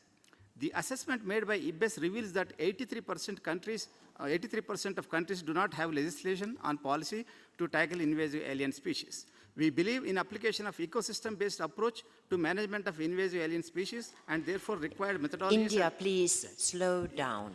Sorry. Therefore, required methodologies and models need to be developed. Post-COVID, it has become essential to understand the relationship between infectious diseases and invasive alien species for protecting biodiversity and animal and human health. Therefore, from one health perspective, invasive alien species that have an impact on biodiversity could also potentially have an impact on human health. Lastly, India is of the view that capacity building and provision of financial resources for management of invasive alien species should be given commensurate importance. Thank you, Madam Chair. Thank you, Speedy Gonzalez. Now we need to take...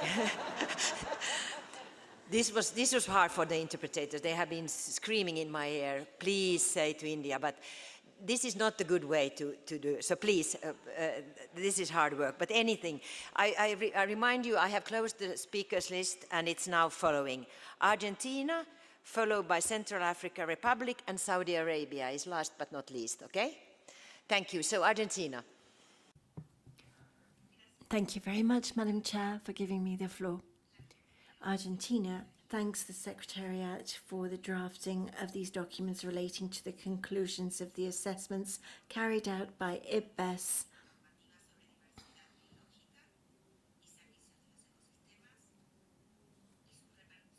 and their repercussions on the work carried out in the context of the Convention itself. Argentina would like to suggest that the Convention take note of the scientific contribution of these three assessments carried out by IPBES. Instead of separating out the key messages from these assessments, Argentina would like to suggest that we use language that's already been agreed by SBSTA in the past, where we already agreed to the way in which we should be referring to these matters. Argentina has some suggestions to make with regard to the three assessments on this item of the agenda, A, B, and C, with the objective of simplifying the language and avoiding any repetitions.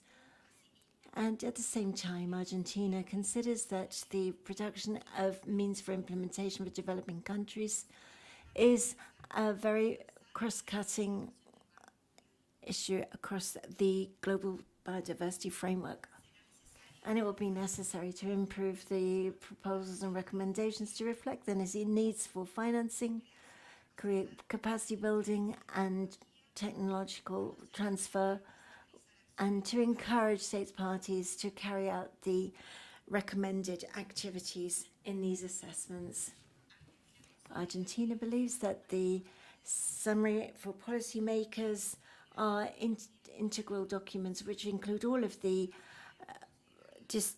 recommendations that need to be considered by states parties.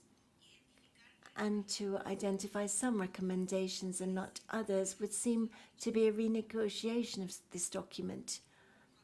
We therefore believe it would be more appropriate to take into account the summary for policymakers as a whole. And we suggest the consideration of the recommendations under the specific items in accordance with what was suggested by Canada, South Africa, and other parties. And in conclusion, Argentina believes it's necessary to take into account the consideration of the three matters, the work and the processes in the context of other international conventions and multilateral agreements and the international obligations which are relevant to this. We have sent our comments in writing to the Secretariat. Thank you. Thank you, Argentina. Then we go to Central African Republic, followed by Saudi Arabia. Thank you very much, Madam Chair. the Central African Republic supports the statement made by Ghana on behalf of Africa on the 3 IPBES assessments, and is also echoing the declaration made by South Africa concerning the importance of the indigenous peoples and local communities in the sustainable use of wild species. We support the IPBES assessment on the follow-up on the Global Biodiversity Framework Kunming Montreal. The Central African Republic would like to propose that the institutionalization of traditional knowledge should be included in the recommendations on the report on the use of wild species by IPBES. A proposal for a recommendation has already been sent by us in writing to the Secretariat. Thank you so much for your attention. Thank you, and then we go to Saudi Arabia.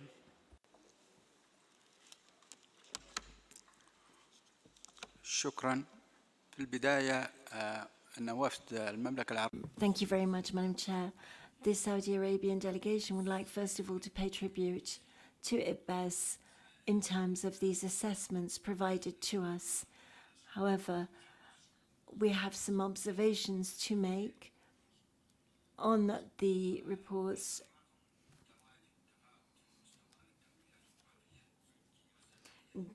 Given that there is some inequity about geographical data provided and the data that could have a negative impact on the report. The report is a useful document for establishing the relevant policies for member states for unity regarding, for example, alien species, and is very important for implementing the issues relating to sustainable development. We would need to provide both technology and financial resources, as well as training and capacity building to combat invasive alien species. The report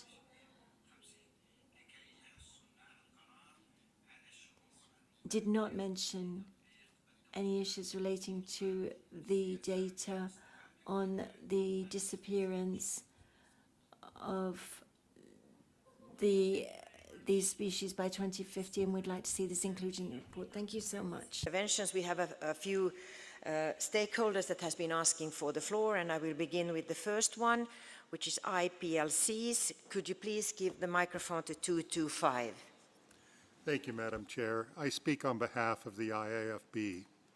The IAFB strongly endorses the work of all 3 IPBES reports. Many participants in the IAFB have been deeply involved in the development of these reports, and we appreciate their depth and richness. The IPBES methodological assessment on the diverse values and valuation of nature considers issues fundamental to just and lasting transformative change and living in harmony with nature. The dominance of instrumental, utilitarian, and economic values has had disproportionate influence on biodiversity policy. Long-term sustainability will depend on maintaining, adopting, and recovering values that have long served our species: inherent, intrinsic, relational, and kinship values. The language of indigenous peoples and local communities includes relational values of respect, reciprocity, mutuality, accountability, and equality towards their other than human kin. They seek to achieve balance and harmony with nature through ceremony and custom. The earlier IPBES finding that IPLC lands perform as well or better than formal protected areas was not created by market relations, but by these diverse value systems. Maintaining them is necessary to achieving the Kunming-Montreal Global Biodiversity Framework. The whole of humanity needs to learn to love and care for nature again if we are to achieve our targets. The assessment on the sustainable use of wild species affirms support for its key messages.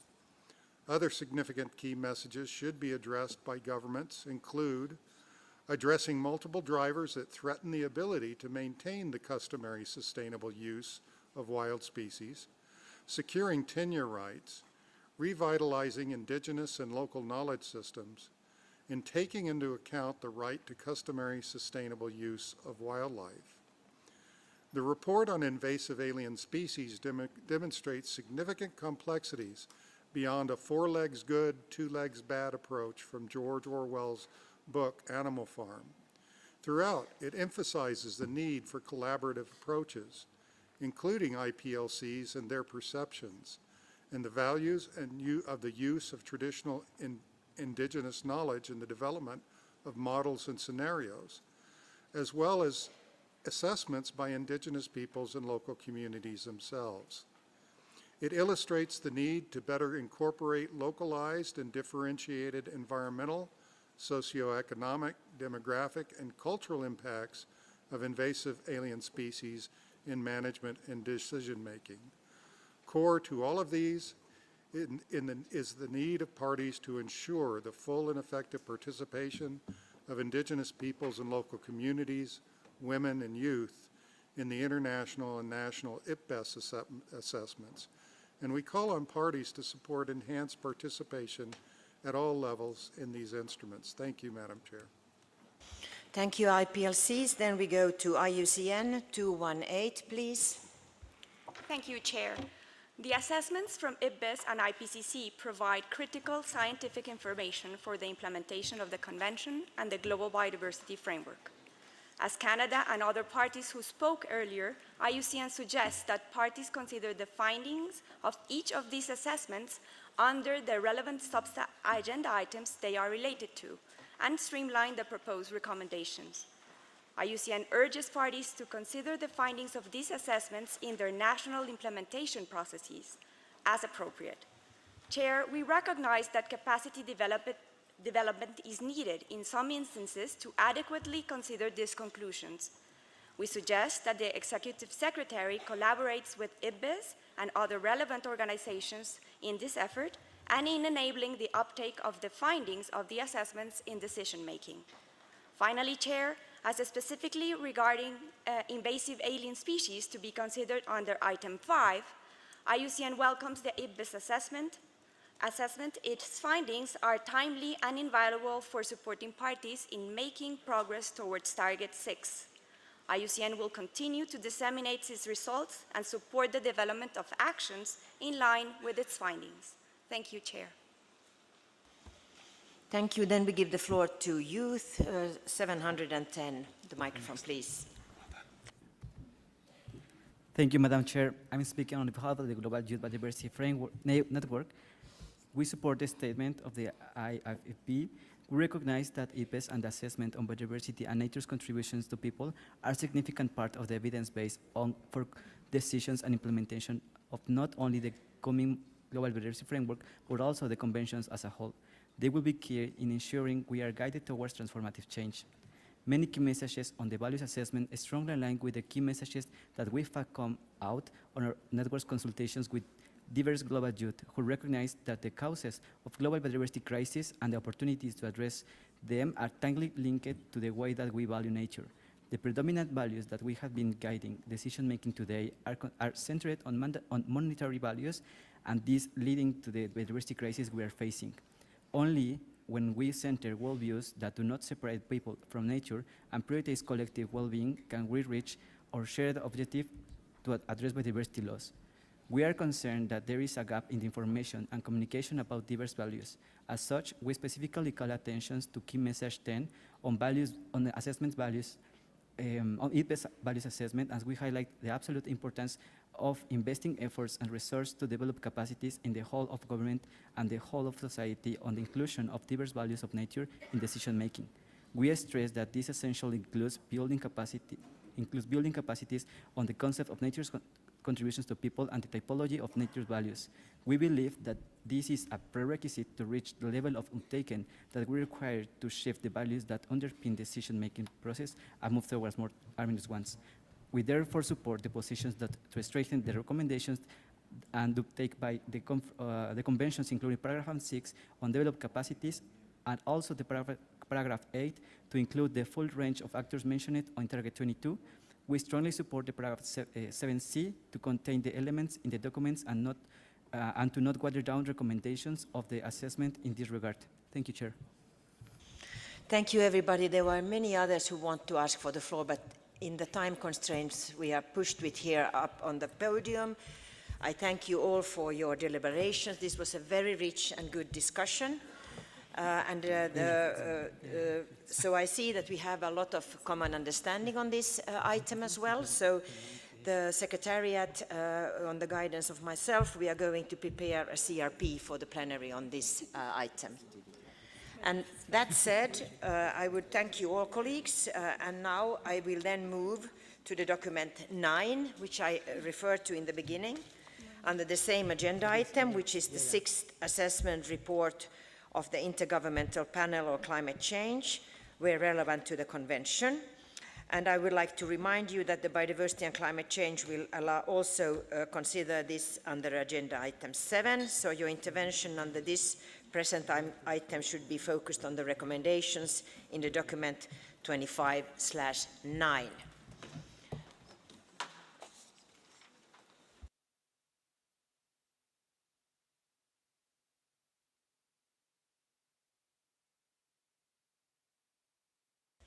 Thank you, Secretariat, and I will give the floor to the Secretariat to present this document. Go ahead.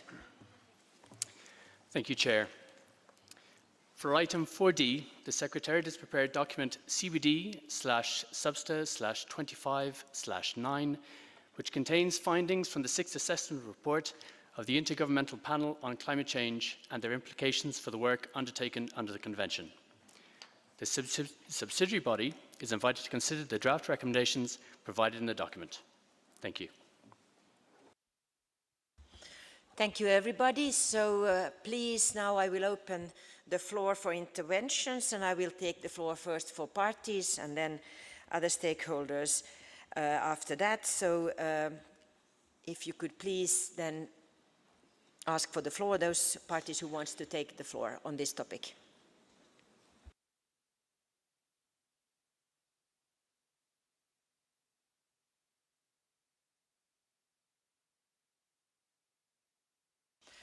Thank you, everybody. We will start with Spain, followed by Sweden.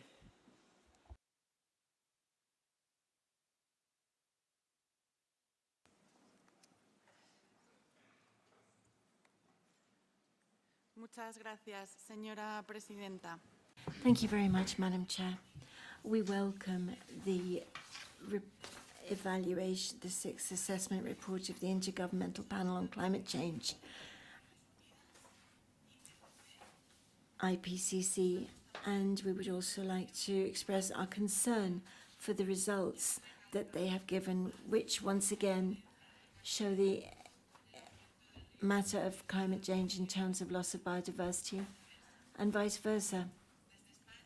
From Spain's point of view, unfortunately, we note in our role the very real relationship between climate change and the situation regarding loss of biodiversity, and therefore we must make progress in order to try and work on this crisis in an integrated manner, particularly if we take into account the fact that conservation, recovery, and sustainable management of biodiversity is also an opportunity to protect nature, our societies, our economies, from these negative effects of climate change.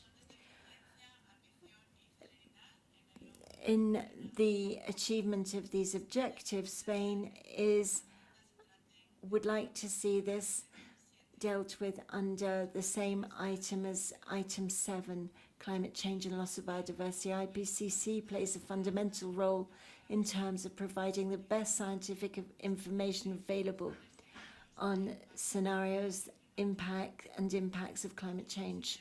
And we believe that it responds better to this need to have an integrated focus to find the results of the 6th assessment report, as well as the recommendations of Substa 5 on climate change, including these results in the recommendations for a decision in the next COP16.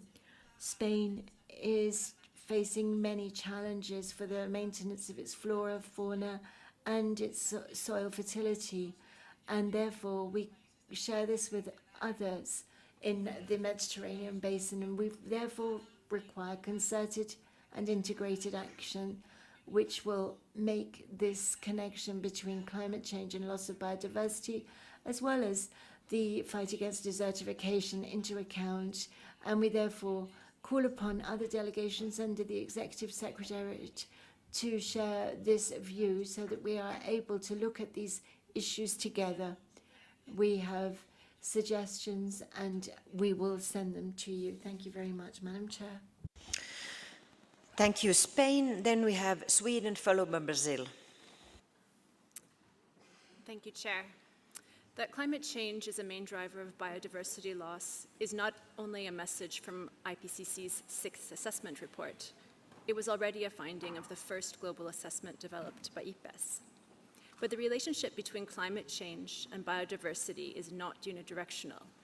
AR6 also makes extremely clear biodiversity's role through carbon sequestration in mitigating climate change and underscores the need for conservation and restoration of biodiversity to enhance resilience to climate change and to reduce disaster risk. These findings lead Sweden to advocate a movement away from addressing climate change and biodiversity loss in silos, and to take a holistic approach that maximizes synergies between biodiversity and climate change challenges and opportunities. The challenges and solutions are intimately interconnected, and trade-offs should be avoided, as recognized in GBF Target 8. Sweden appreciates the draft recommendations provided in document Subsidiary-2512, yet given the IPCC AR6 findings and the urgency of our joint challenge, Sweden, like Spain, proposes to include an even more nuanced reflection of the science of AR6 specific to climate and biodiversity than is currently found in the draft recommendations. Sweden also proposes to welcome these IPCC AR6 findings within Substa's recommendations to the COP under Agenda Item 7.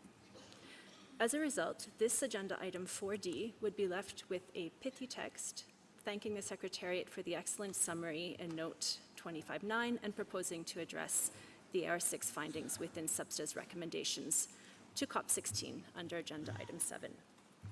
Sweden is committed to innovative science-based recommendations from Substa 25 to COP16, and as such is here to listen to and dialogue with others. And we'll submit our textual suggestions in writing. Thank you, Chair. Thank you, Sweden. Then we have Brazil, followed by, let's see, Belgium. Thank you, Chair. With regards to document CBD-Substa-25/9 on the 6th assessment report from IPCC, we would recommend a balanced stance regarding paragraph 4, as we understand that the lack of means of implementation and poorly conceived or executed policy are also challenges to biodiverse resilience. We'd also highlight that according to the 6th assessment report, biodiverse and ecosystem services have limited capacity to adapt to increasing global warming levels, which will make climate-resilient development progressively harder to achieve beyond 1.5-degree warming. In addition, consequences of current and future global warming for climate-resilient development include reduced effectiveness of ecosystem-based adaptation and approaches to climate change mitigation based on ecosystems and amplifying feedbacks to the climate system.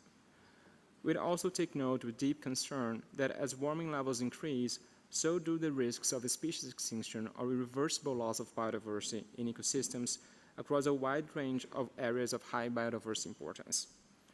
Without sustained and urgent greenhouse gas emissions from fossil fuels, climate change will increasingly threaten ecosystems, biodiversity, and the livelihoods, health, and well-being of current and future generations.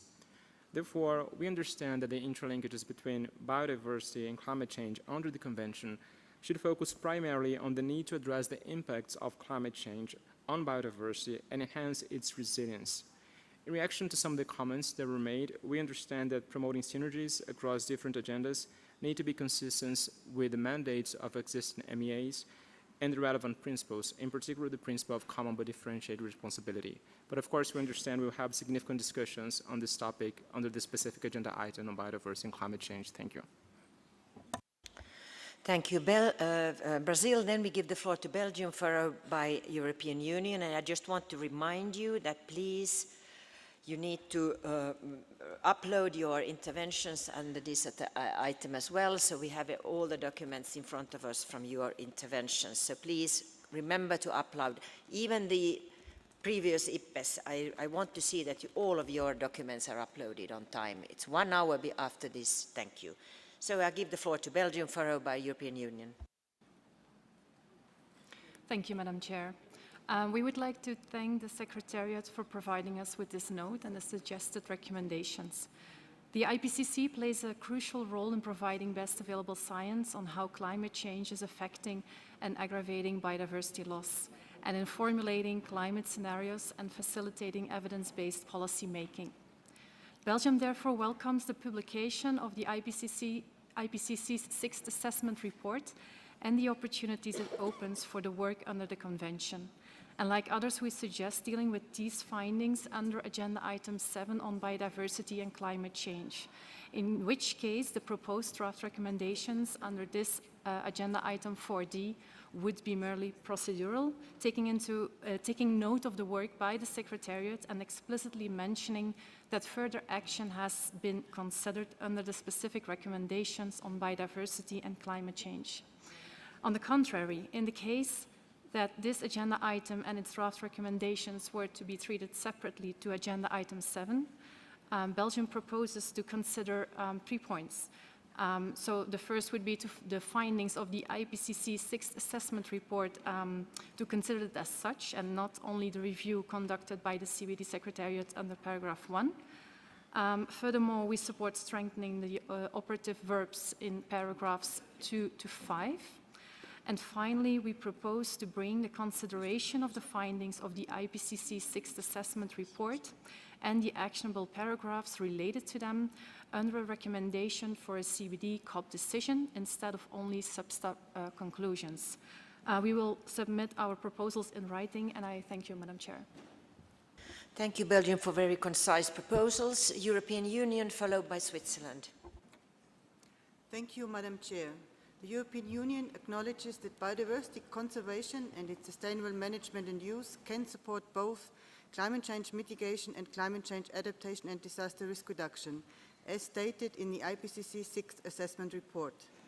In this regard, EU considers the implementation of nature-based solutions and ecosystem-based approaches as a crucial part of the overall climate change mitigation and adaptation effort, fostering synergy and collaboration and enhancing resilience. The IPCC's sixth assessment report has further evidenced that combating climate change and biodiversity loss is of utmost urgency and that both crises are interdependent and must be addressed in an integrated manner. The report also shows that the climate impacts, including on biodiversity, are fast increasing. Therefore, the EU considers the proposed language under the item 4D to be insufficient considering the pertinence of the findings.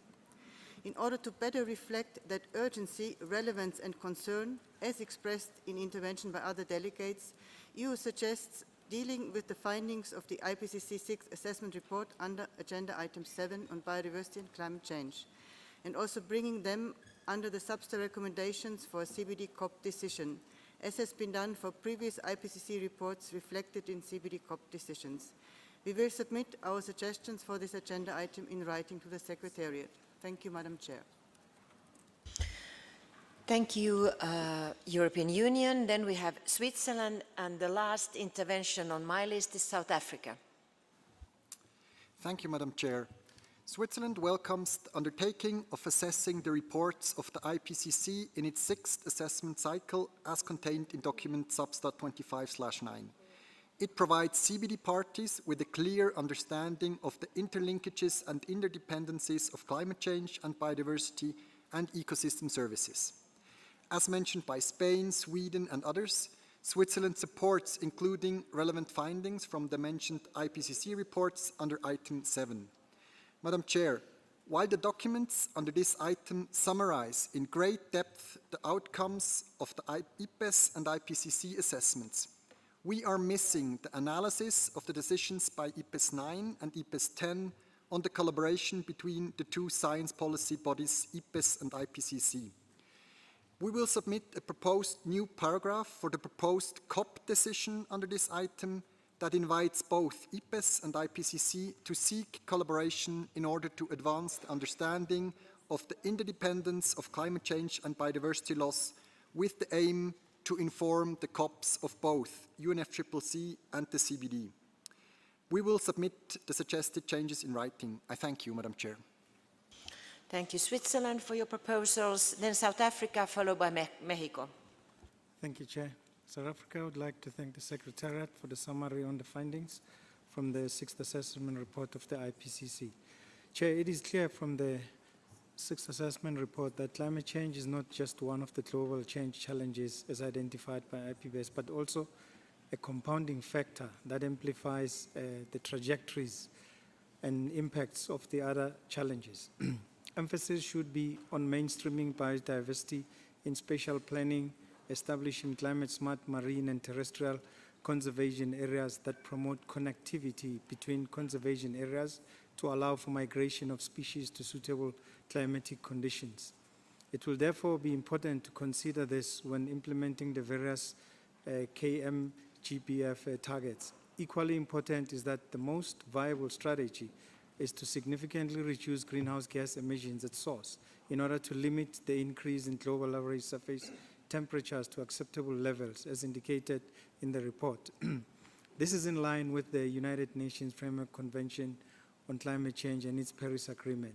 South Africa would like to add that there is an increase in the body of scientific evidence of the direct effect of the increase in atmospheric carbon dioxide on grassland and savanna biomes. The effect leads to the increase in tree proliferation in these vegetation types, leading to a change in structure and function that negatively affects goods and services and the associated livelihoods.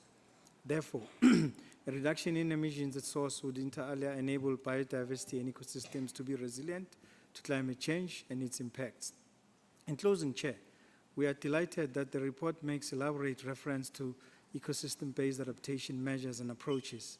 This is important since the parties to the Convention on Biological Diversity adopted EBA for implementation aimed at enhancing the resilience of biodiversity and ecosystems. EBA and the guidelines for implementation are universally adopted and currently under implementation across the globe, including for disaster risk reduction. This approach is beginning to yield benefits in some geographical locations across the globe and will soon make it possible to share results amongst parties for effectiveness of EBA. We have made some edits on the recommendations which we will submit together with this intervention. Thank you. Thank you, South Africa. And then I give the floor to Mexico. Muchas gracias. Thank you very much, Madam Chair, for giving me the floor. It's always a pleasure working under your leadership, and we would like to emphasize the fact that we support the proposal for recommendations, considering the importance of strengthening collaboration between the conventions, and we'd also like to have a specific mention and recall to all of our colleagues that although there's a specific mention to climate change and biodiversity, we also agree with previous statements, such as that of Spain, that we need to bring the attention of all to the issue of desertification, and that would then cover all of the 3 Rio conventions, because recovery of soils is very important for food security, amongst others, and the Target 8 of Kunming-Montreal, and of course we will send our suggestions to the text in writing to the Secretary. Thank you so much, Madam Chair. Thank you, Mexico. And that concludes the list of interventions under this item. And I will prepare a CRP together with the help of the Secretariat on this topic. And of course, under agenda item 7, we will also discuss the content of climate change issues more. That concludes the deliberation this morning. And I will thank you all for being very cooperative and for all your good interventions. And that ends the session, the morning session, and I give the floor now for information to the Secretariat. Thank you. Thank you, Madam Chair. I'm happy to inform you that the non-paper for the consideration by contact group on agenda item 3 on monitoring framework is now posted online. So if you go to schedule under contact group, you will see that non-paper posted and you can download it. And also please be informed that the contact group on agenda item 3B on mechanisms for planning, monitoring, reporting, and review is scheduled now for tomorrow morning, 10 a.m. at CR1. And the contact group for tonight is scheduled with the start at 7:30 p.m. and it will also take place at CR1. Thank you. Thank you, Secretariat. Have a great lunch, and at 3 o'clock we meet up here again to continue the deliberations on item 5. Thank you.